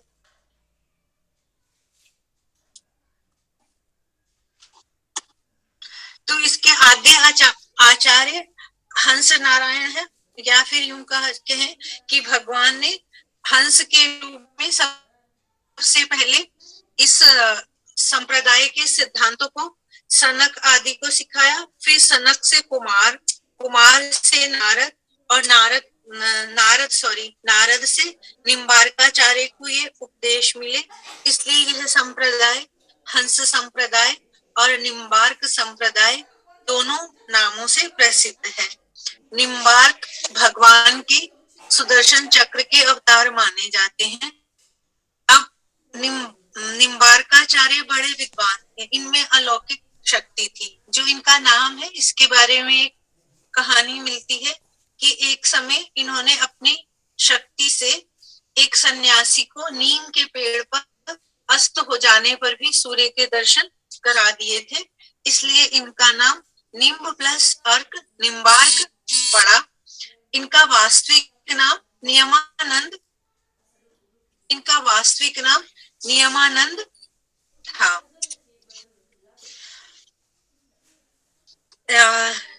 निम्बार्क के प्रधान जो प्रमुख ग्रंथ है, इन्होंने ब्रह्मसूत्र पर भाष्य लिखा जिसे वेदांत परिजात सौरभ के नाम से जाना जाता है। 10 श्लोकी श्री कृष्ण सब राज, ये निम्बार्क के 25 श्लोकों का संग्रह है। और इन्हीं की परंपरा में श्री निवासाचार्य, केशव भट्ट, कश्मीरी आदि आचार्य हुए हैं। अब यहीं पर जो थोड़ा सा है कि जैसे मैंने पहले कहा था कि जो द्वैताद्वैत परंपरा है, द्वैत भी मानते हैं और अद्वैत भी। भास्कराचार्य भी रहे हैं, ये भास्कराचार्य के अनुयायी रहे हैं, परंतु भास्कराचार्य औपाधिक भेदा भेद मानते हैं और ये स्वाभाविक भेदा भेद मानते हैं। और उन्होंने एक विशिष्ट धर्म संप्रदाय के रूप में इसे स्थापित किया। और ये मुख्य रूप से ब्रज और उत्तर प्रदेश में और बंगाल आदि में प्रचलित रहा है इनका मत। अब इसी तरह से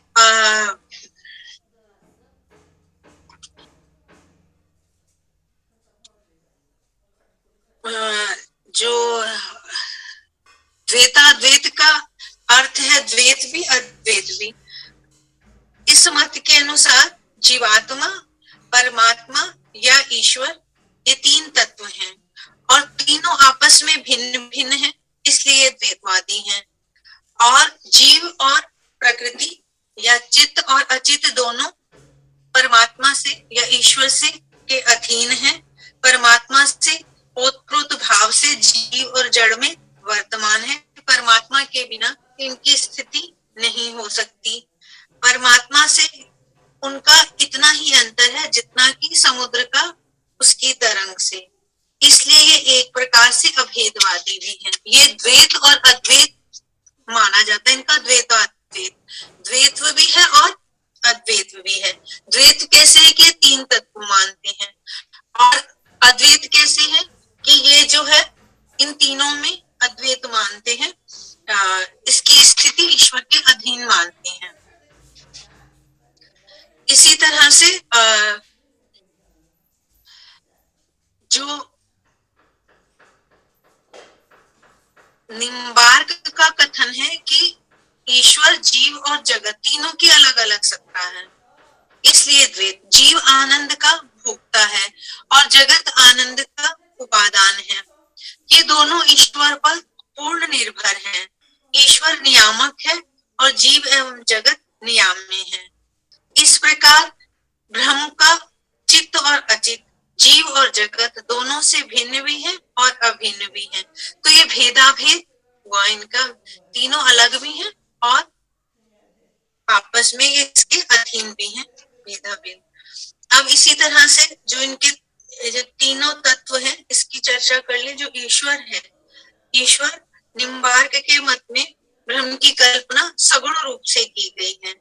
वह समस्त प्राकृत दोषों से रहित है। प्राकृत दोष कौन कौन से भी?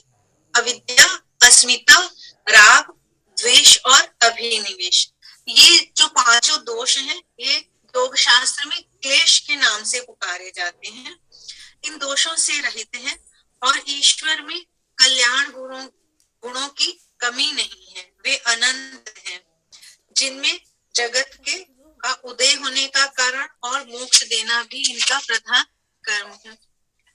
ईश्वर जगत का उपादान और निमित्त दोनों ही प्रकार का कारण है। वह सृष्टि का ईश है, जगत उसी का परिणाम है। उसकी शक्ति ही जीव और जगत में परिणत होती है। वह रूपांतरण के बाद भी सतचित और आनंद रूप में अवस्थित रहता है। जीव और जगत ब्रह्म की भिन्नता का कारण उपाधि आदि कोई तत्व नहीं है। उनका स्वरूप ही इस प्रकार का है कि जीव और जगत उससे पृथक भी है और अपृथक भी है। यह समस्त ब्रह्मांड उसकी लीला है, लीला का रूपांतरण है, और रूपांतरण होने के बाद भी यह जगत सत्य है। यह सतचित और आनंद रूप है। अब जीव और ईश्वर का संबंध क्या है? जीव और ईश्वर का रामानुज के मत में जैसे अभेद माना है इन्होंने, अभेद प्रधान है, दोनों में अद्वैत प्रधान है और भेद गुण है। परंतु निम्बार्क के मत में भेद और अभेद दोनों समान है। जीव की दो दशाएं स्वीकार करते हैं, एक बद्ध दशा और दूसरी मुक्त दशा। दोनों ही दशाओं में जीव और ब्रह्म का संबंध भेदाभेद रूप है और ये भेद स्वाभाविक है।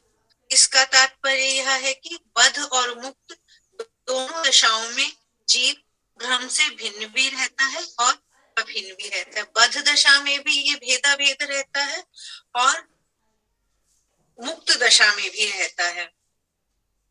अब संसारी दशा में जब जीव बद्ध है तब कैसे है?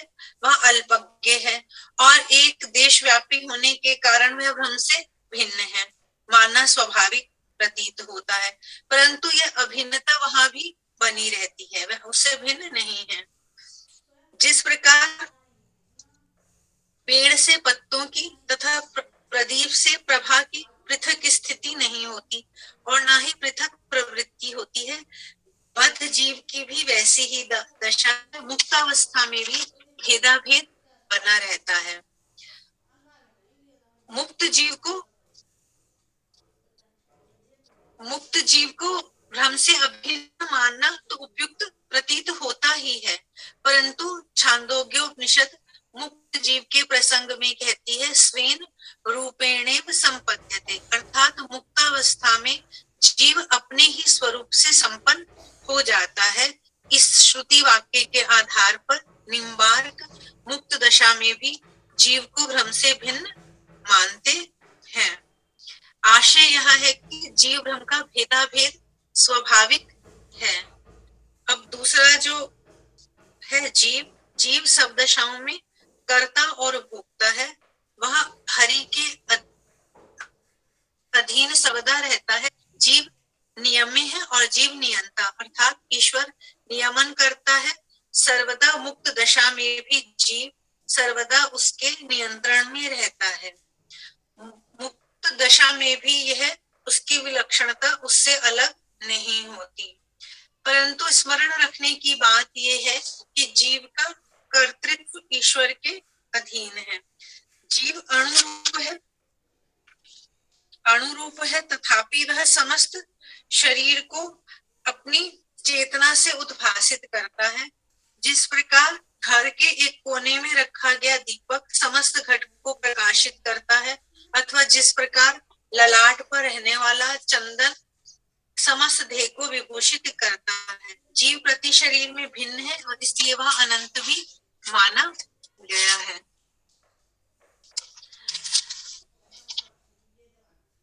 अब यहीं पर थोड़ी सी शंका होती है कि जीव को अणु परिणाम वाला माना गया है। तो यदि जीव अणु परिणाम वाला है तो शरीर के भिन्न भिन्न अंगों में होने वाले सुख दुख का अनुभव से किस प्रकार होता है? तो इसका समाधान ये दिया गया है कि जीव में व्यापक ज्ञान लक्षण गुण सदा विद्यमान रहता है और इसी गुण की सहायता से जीव समस्त शरीर में होने वाले सुख दुख का अनुभव सदा किया करता है। वह रहता तो हृदय में है परंतु वहीं से शरीर के अन्य भागों में भी वह सुख दुख का अनुभव करता है। जैसे पहले भी कहा गया कि चंदन का तिलक, उसी तरह से ये इसका समाधान किया गया है कि इस प्रकार जीव परिणाम में अणु माना गया है और तथा संख्या में अनेक है। वह ईश्वर का या हरि का अंश रूप है। अंश रूप से तात्पर्य यहाँ पर ये करते हैं कि ये अव्यय विभाग नहीं है, परंतु जो उसके अनुसार कौस्तुभ जो ग्रंथ है उसके अनुसार अंश का अर्थ यहाँ शक्ति रूप है।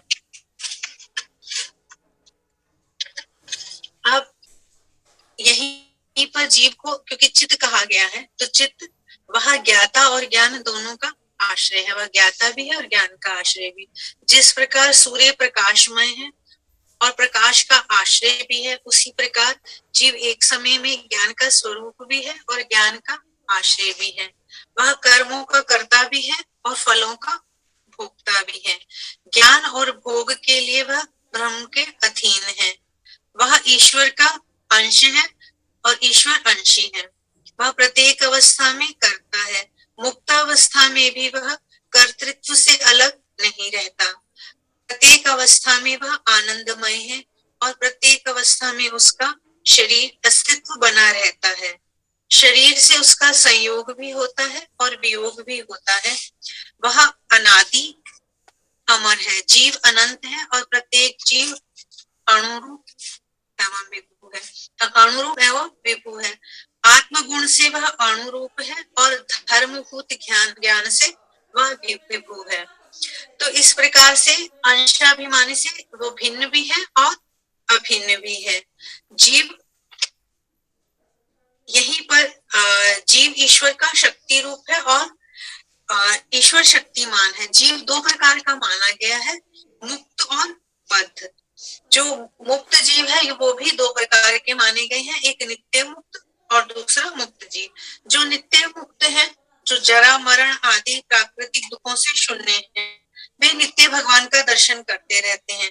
इसके अंतर्गत ये कहते हैं जैसे भगवान के पार्षद हो गए विश्वसेन, गरुड़ आदि इसी श्रेणी में आते हैं।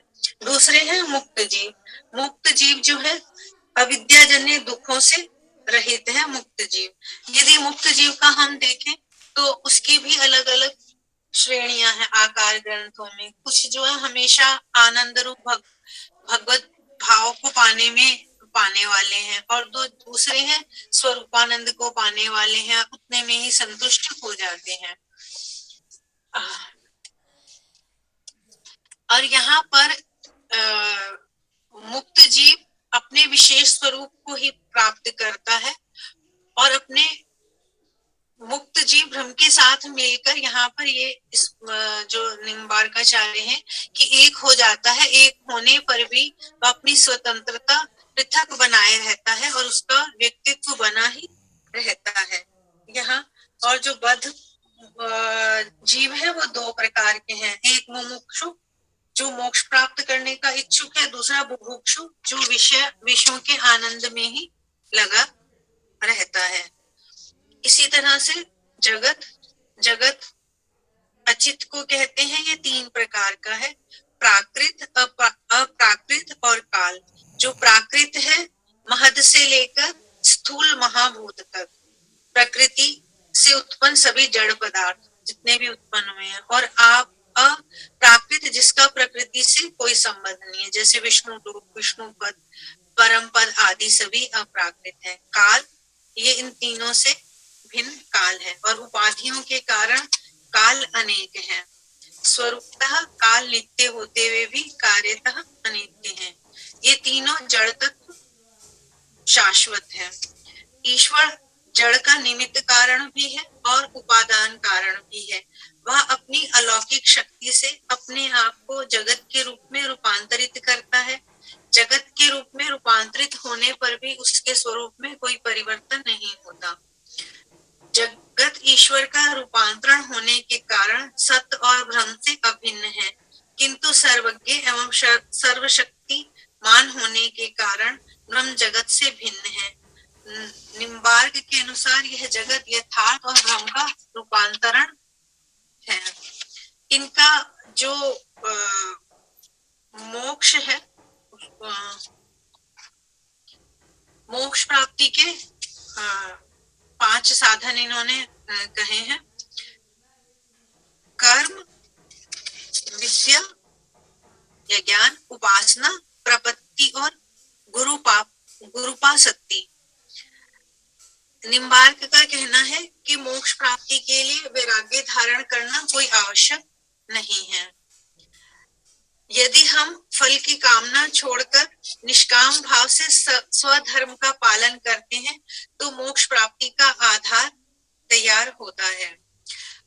ब्रह्म ज्ञान से अज्ञान तथा सकाम कर्मों का नाश होता है। अतः ज्ञान की प्राप्ति के लिए वेद आदि का अध्ययन करना चाहिए। निम्बार्क ने मुमुक्षु के लिए उपासना का महत्व बतलाया है। उपासना के द्वारा मोक्ष का मार्ग प्रशस्त होता है।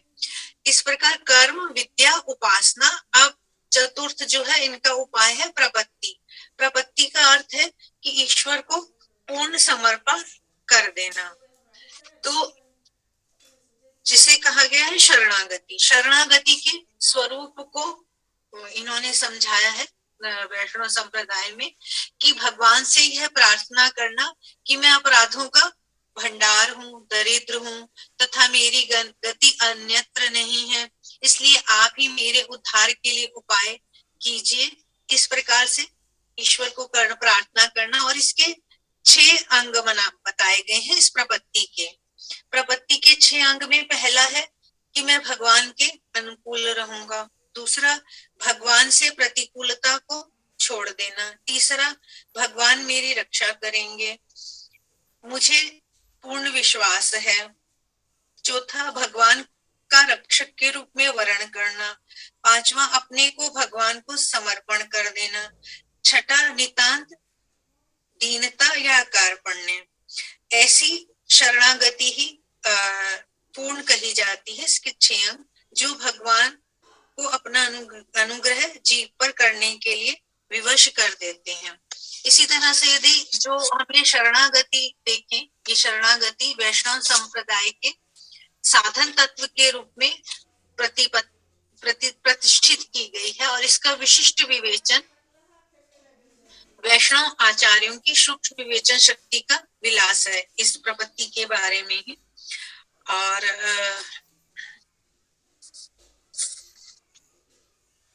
अब यहीं पर जो इस प्रकार वस्तुतः निम्बार्क मत में मोक्ष के साधन का मार्ग प्रपत्ति ही है। जीव जब तक भगवान के शरण में तब नहीं आता तब तक उसका वास्तविक कल्याण नहीं होता। प्रपन्न होते ही भगवान का अनुग्रह जीवों पर होता है। अनुग्रह होने से भगवान के प्रति रागात्मिका भक्ति का उदय होता है। भगवान के प्रति प्रेम होना कोई साधारण घटना नहीं है। भगवान जिस पर अपनी दया की वर्षा करते हैं वही जीव उसकी ओर आकृष्ट होकर प्रेम करता है। इस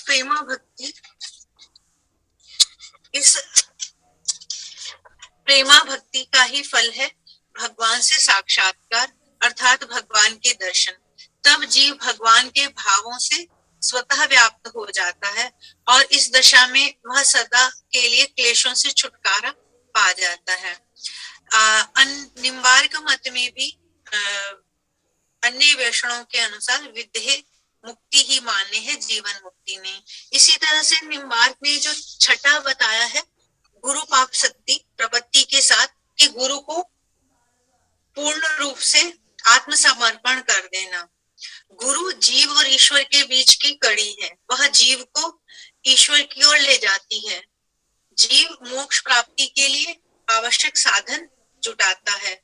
गुरु को पूर्ण रूप से आत्मसमर्पण करने पर वह सब कुछ कर देता है। किंतु इन पांचों के साथ भी साधन भी भक्ति आवश्यक है और भक्ति के लिए ईश्वर की कृपा आवश्यक है। बिना ईश्वर की कृपा के भक्ति नहीं होती है।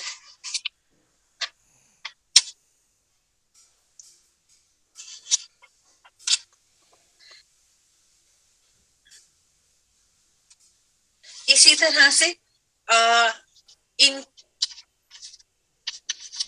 निम्बार्क में थोड़ा सा संक्षेप में लिख के जो रामानुज और निम्बार्क और रामानुज के मत में अंतर है उसके बारे में भी थोड़ा सा कहूंगी कि इस प्रकार सिद्धांतों को मानते हुए निम्बार्काचार्य ने अपना देश छोड़कर वृंदावन में आकर वैष्णव मत का प्रचार किया। रामानुज ने लक्ष्मी नारायण को प्रधान दिया था तो निम्बार्क ने राधा कृष्ण को। रामानुज ने भक्ति और प्रपत्ति में भेद माना किंतु निम्बार्क ने भक्ति को प्रपत्ति में ही मिला दिया। रामानुज ने चित्त और अचित्त मानते हुए भी विशिष्ट ईश्वर की प्रधानता स्वीकार कर अद्वैतवाद को माना, परंतु निम्बार्क ने द्वैत और अद्वैत दोनों को एक ही प्रकार की प्रधानता दोनों को प्रधान माना है, अतः द्वैताद्वैत सिद्धांत की स्थापना की। इस प्रकार प्रधान वेदों के अतिरिक्त अन्य गौण बातों में भी दोनों प्राय समान मालूम होते हैं। इस तरह से जो ये निम्बार्काचार्य का मत है द्वैताद्वैत सिद्धांत,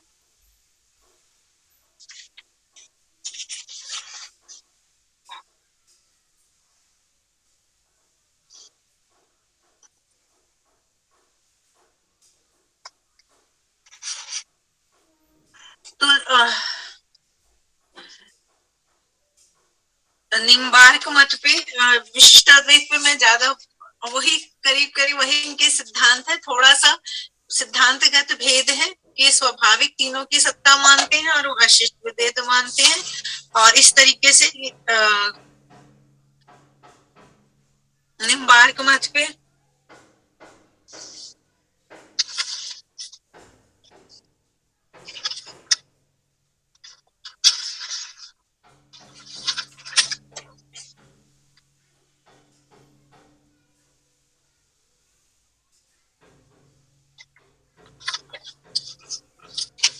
ये द्वैताद्वैत मत पे बहुत संक्षेप में ही मैंने तैयार किया था क्योंकि इनका प्राय वैष्णव के जो मत हैं मिलते जुलते ही हैं। इनका जो मोक्ष में था गुरु पापत्ति की, गुरु को भी इन्होंने महत्व दिया और तीनों की सत्ता मानी है। और कोई किसी इसी में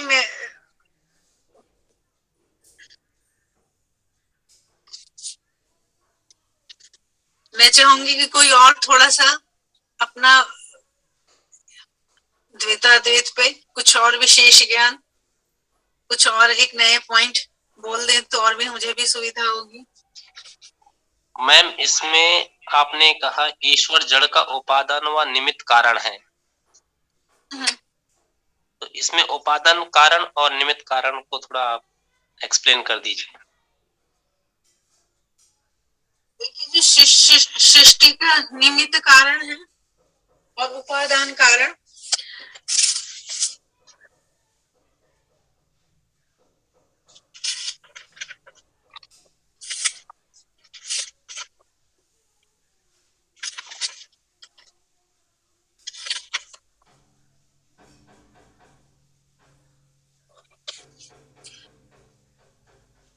निमित्त कारण, ये सारा ये जो चित्त और अचित्त है, ये दोनों जो हैं, तीनों की सत्ता है, तीनों शाश्वत हैं, और ये इस जगत का निमित्त, ये तीनों जगत भी उसी के अधीन है।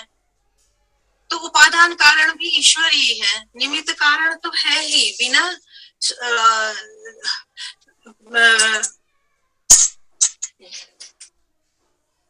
प्रलय अवस्था में, ये प्रलय काल में जो जगत है वो इसी के अंदर अव्यक्त हो जाता है और सृष्टि में व्यक्त हो जाता है। तो ईश्वर ही, एक मिनट,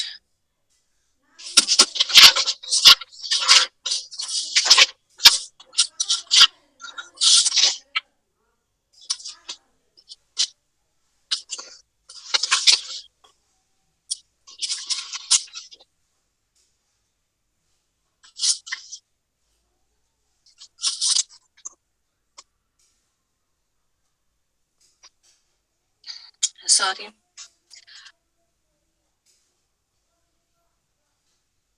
जैसे इन्होंने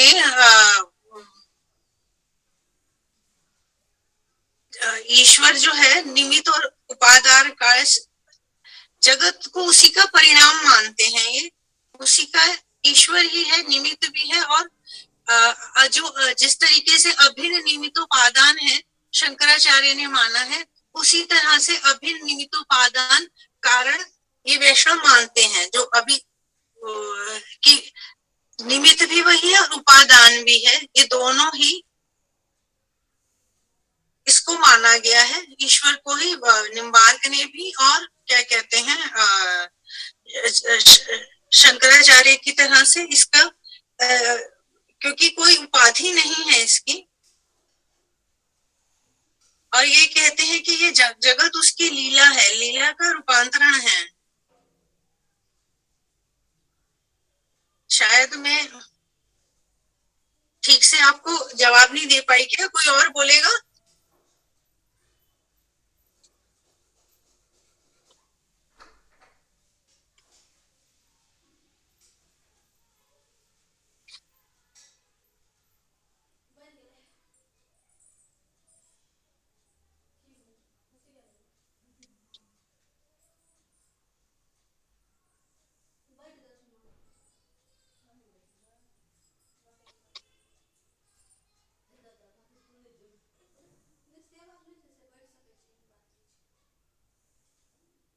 हेलो,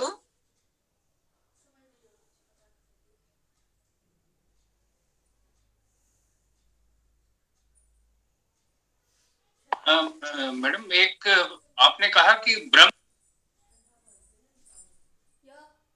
हेलो, हाँ जी,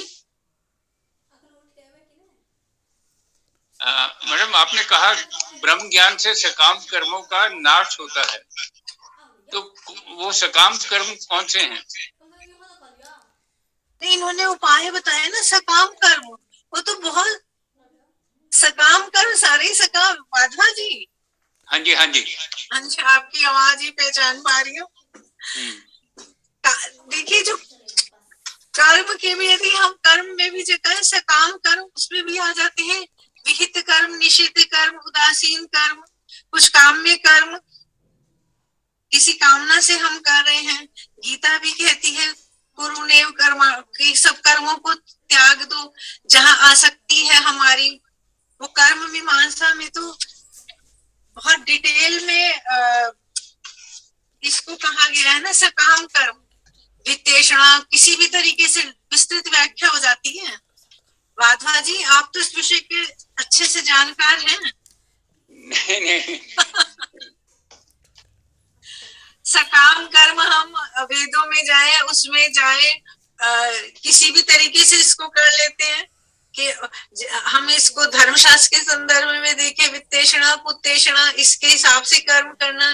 गीता में जाए तो वो कहते हैं आसक्ति रसम वर्जम, जो गीता के दूसरे अध्याय में है, कि हम यदि कहें, उसको भी सकाम माना गया है गीता में, कि ईश्वर देखो मैंने इतना अच्छा किया, ईश्वर प्रसन्न होंगे। तो ये जो आसक्ति है कि प्रसन्न होंगे, मैंने इतनी पूजा पाठ की, गीता तो उसको भी सकाम मानती है और कहती है कि उसको भी छोड़ दो। तो तब कहीं जाकर के आप सकाम कर्मों का त्याग होगा। जो गीता का दूसरा अध्याय है, उसी में जहाँ स्थित प्रज्ञ आ जाता है, रसम वर्जम करके, वो पूरा श्लोक मुझे याद नहीं आ रहा है, इस तरीके से वो सकाम की आसक्ति, कि अच्छा मैंने इतना काम किया, मैंने आज ईश्वर की उपासना की, उसको भी वो कहती है इसको भी त्याग दो। यदि हमने जरा सी भी कर्मों में आसक्ति हमारी बनी रही, वो फिर हमें संसार में धकेल देंगे।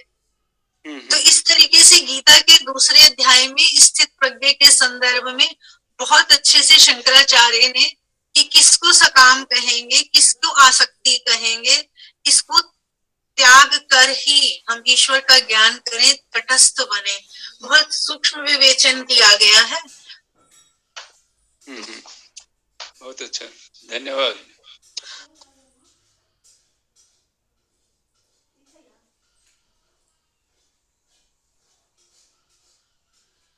और कोई कुछ कह ले, बता दे इसी में हमें, जो मैंने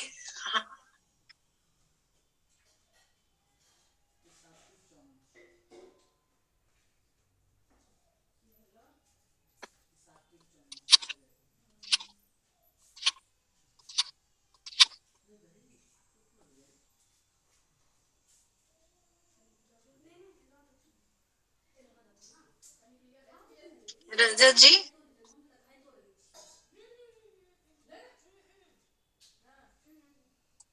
निम्बार्क मत पे। हाँ मैडम, मेरे लिए तो ये सब कुछ नया है, जो इसलिए सवाल तो धीरे धीरे वो थोड़े से जो प्रश्न बेसिक लेवल पे आते हैं वही मेरे दिमाग में आते हैं। बाकी ये तो मैं सीख रहा हूँ। जो निम्बार्क है, ये शब्द ही मैंने पहली बार सुना है आज। निम्बार्क, मुझे लगा कि मैंने विशिष्टाद्वैत का बहुत सारा शास्त्रीय विवेचन कुछ कुछ कर दिया, उसी की पुनरावृत्ति ना करूं, तो इसको थोड़ा संक्षेप में कर लिया था जी। क्योंकि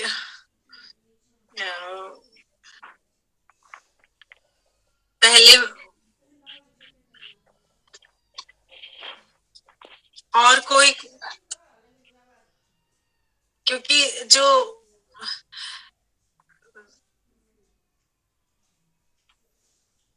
कल थोड़ा सा वैष्णव जो संप्रदाय है, इसका भी अपना योगदान रहा है। निम्बार्क ने जो खास तौर से गुरु पर बल दिया, गुरु पर भी आप देखेंगे कि बड़ा हमारे यहाँ जो रहे हैं, गुरु गोविंद दाऊ खड़े, काके लागे पाओ, बलिहारे गुरु आपने, गुरु दियो बताए। इस तरीके से यहाँ जो निम्बार्क मत में मुझे खास लगा कि गुरु पर भी इन्होंने जो शरणागति है, शरणागति का जो स्वरूप है, प्रपत्ति एक हो गया, प्रपत्ति हो गया। यहाँ पर भी जो वैष्णव संप्रदाय में दो तीन चीजें जितने भी हैं वो सामान्य है। एक तो शंकर का निर्गुण का खंडन करना, निर्गुण का खंडन करके सगुण, तभी तो सभी जो वर्ग और वर्ण है उनको अधिकार मिलेगा कि ईश्वर के मोक्ष के अधिकारी वही हैं, ईश्वर की उपासना वही कर सकते हैं।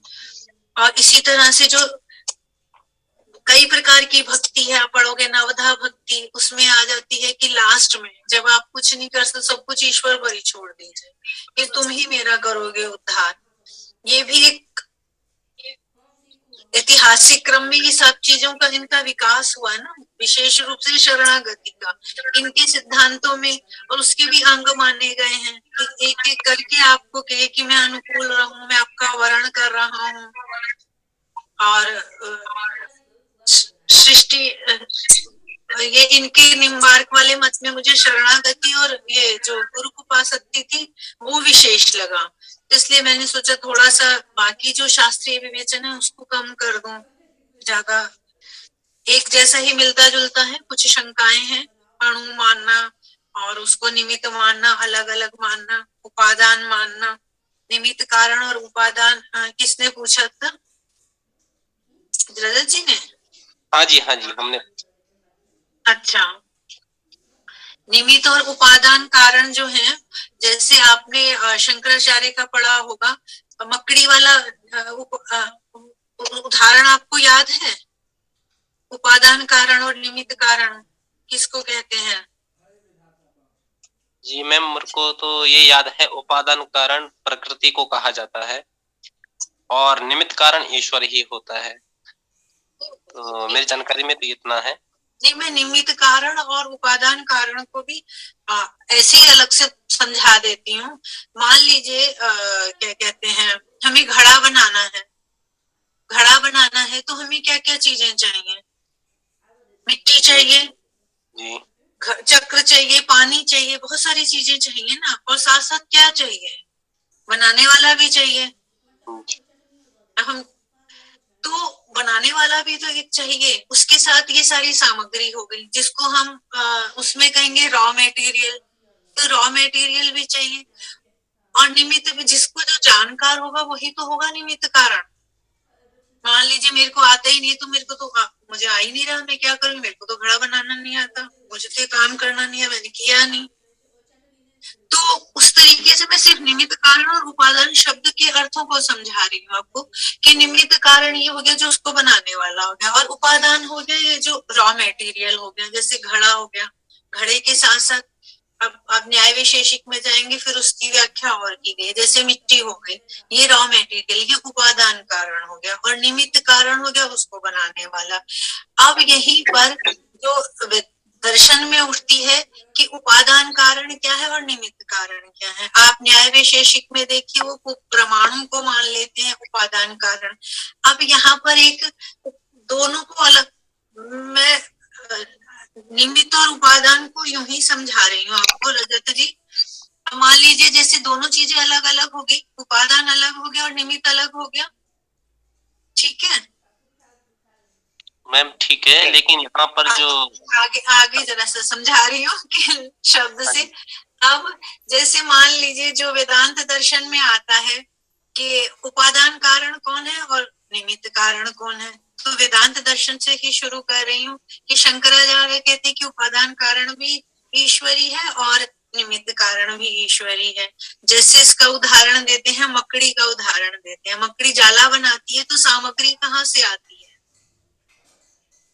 उसके शरीर से, जो उसका शरीर का पार्ट है। हाँ, उसी के अंदर से आती है ना।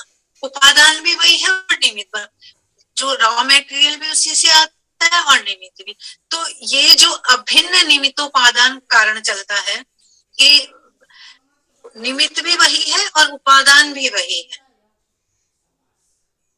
ये शंकराचार्य के यहाँ से निमित्त और उपादान को लेके दर्शनों में अलग अलग थोड़ा थोड़ा सा चिंता है कि निमित्त कौन है और कैसे ये सृष्टि का उत्पन्न करता है। तो अभिन्न निमित्तोपादान कहते हैं शंकराचार्य मत में, कि उपादान भी वही है और निमित्त भी वही है, अलग से नहीं आते हैं। अब यहाँ पर निमित्त कौन है और उपादान कौन है, क्योंकि हम अलग अलग समान रहे हैं, तो निमित्त अलग हो गया और उपादान अलग हो गया। मैम इसी में फिर तो उसको बनाएगा कौन? बनाने वाला। मैम इसमें एक क्वेश्चन और था इसी से संबंधित कि आगे आपने कहा कि जो आत्मा है बद्ध व मुक्त वेदा भेद जो आपने बताया ना, आत्मा, हाँ जी, आत्मा, ये बद्ध और व मुक्त भेदा भेद। बद्ध में आत्मा एक देशी होती है, अल्पज्य होता है, लेकिन अगर ईश्वर उपादान और निमित्त दोनों कारण अगर ईश्वर ही है तो फिर आत्मा को बद्ध नहीं होना चाहिए, मुक्त ही रहना चाहिए। तो इसमें थोड़ा क्लेरिफिकेशन चाहिए था, क्योंकि ईश्वर तो कभी, ईश्वर जड़ का उपादान कारण भी है और निमित्त भी है। फिर नीचे आ रहा बद्ध व मुक्त भेदा भेद। तो बद्ध किस कारण से हुई आत्मा? ईश्वरी और उपादान कारण भी है और निमित्त भी है। आप ना उपादान निमित्त जो है वो तो हम बंधे हुए होते हैं, किन चीजों से बंधे हुए होते हैं? हम संसार में आ गए तो हम किन चीजों से बंध गए? ईश्वर से ही बंधे ना मैम इसमें अगर फिर आप बंधे भी हम तो ईश्वर से ही बंधे हैं, फिर उसका उपादान कारण से तो यही लगेगा कि ईश्वर से ही हम बंधे हैं। वो देखिए कार्य कारण वाला संदर्भ आ जाता, वो सृष्टि की उत्पत्ति में आ जाता। हम देखिए बड़े मोह माया से बंधे रहते हैं, कोई पुत्र मोह से बंधा हुआ, कोई धन मोह से बंधा हुआ, संसारिक विषय भी तो बहुत सारे हो गए। उपादान और निमित्त आप दोनों को, उसको कार्य कारण के संदर्भ में लीजिए आप। जो इस सृष्टि की उत्पत्ति जो व्यापक अर्थ में हम ले रहे हैं कि इस सृष्टि का, इस जगत का निर्माण किसने किया, कैसे किया, और एक हम जीवात्मा हो गए, हम किससे बंधे हुए हैं, हम निकल ही नहीं पा रहे। आप दोनों को एक साथ जोड़ रहे हैं। मान लीजिए इस ब्रह्मांड का रचयिता कौन है, वो सामग्री कहाँ से आई? वेदों में भी प्रश्न उठाया जाता है कि निमित्त कारण यदि ईश्वर है तो रॉ मटेरियल उपादान कहाँ से आया, क्या वो अलग से है? तो वेद तो मैम ये कहता है कि उपादान कारण अलग से है, उसका एग्जिस्टेंस अलग है। प्रकृति जिसे कहते हैं सतरजतम, और जीव और परमात्मा, त्रैतवाद जो है वो इसी चीज को डिफाइन कर रहा है।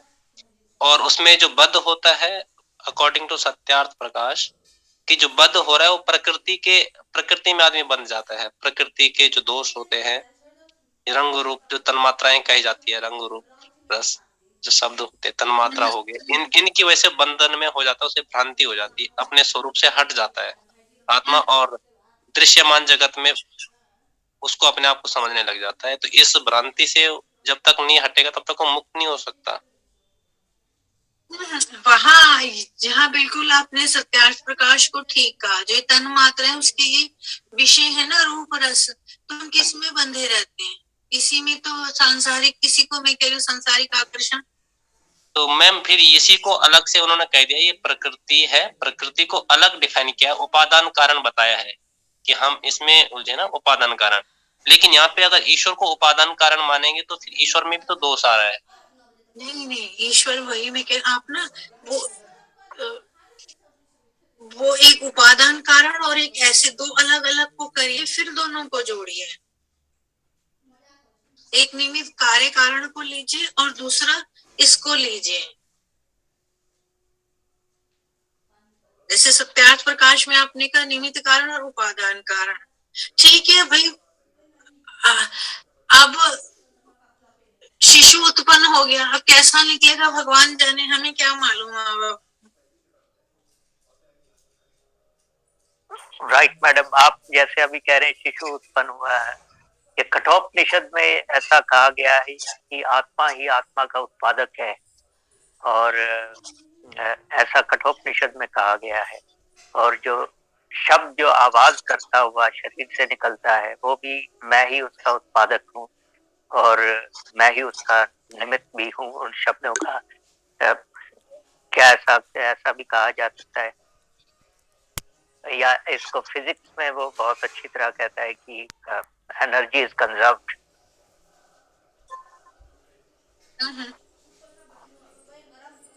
The balance of energy will remain the same. नहीं, वो ठीक कह रहे हैं। उसमें जरा हमें अलग अलग संदर्भों में उसको समझना पड़ेगा। निमित्त कारण हो गया, उपादान कारण हो गया, फिर वो उपादान जैसे आप दोनों को, वो आप ठीक कह रहे हैं महाराजा जी।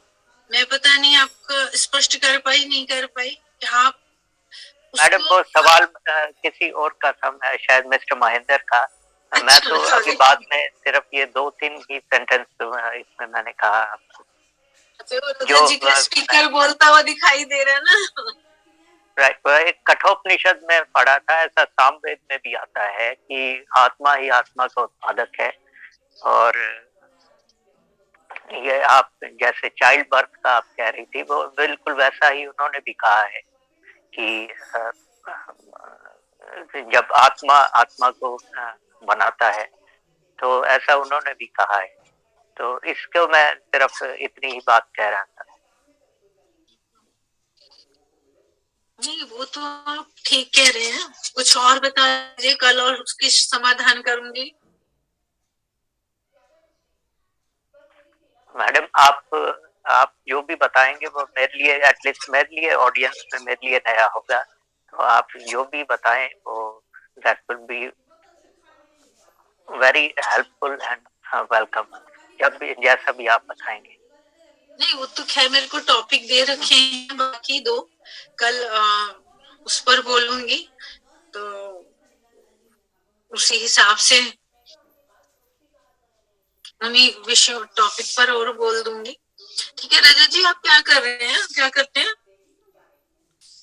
मैडम मैं BE कंप्यूटर्स हूँ यूनिवर्सिटी ऑफ दिल्ली से, और मैंने लॉ भी पढ़ा है यूनिवर्सिटी ऑफ दिल्ली से।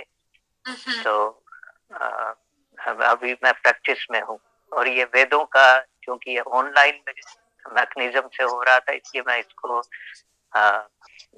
थ्रू ए कॉन्टेक्ट में भारतीय विद्या भवन के संपर्क में आया, और फिर मैंने ज्वाइन किया था।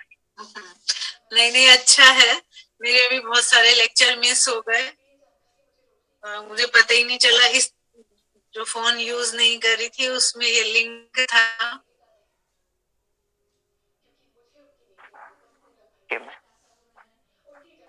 चलिए, क्या लीव करें, क्या करें?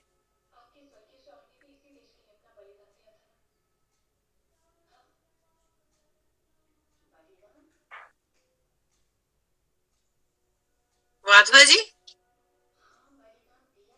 हाँ जी, हाँ जी सर, आपको पहचान रही हूँ, धीरे धीरे और पहचानूंगी। मैंने सोचा लीव करूं। हाँ, शांति पाठ के साथ कर देते हैं या गायत्री मंत्र से समाप्त कर देते हैं इसको। ठीक है, शांति कौन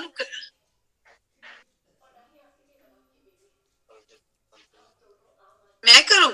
हाँ जी, अच्छा, गायत्री मंत्र पढ़ देती हूँ। ओम भूर्भुवः स्वः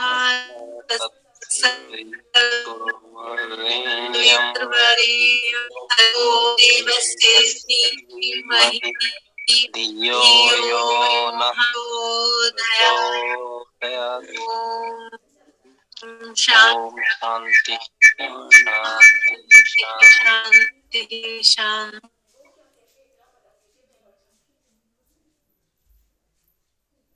नमस्ते मैम, सभी को नमस्ते। नमस्ते सबको, नमस्ते।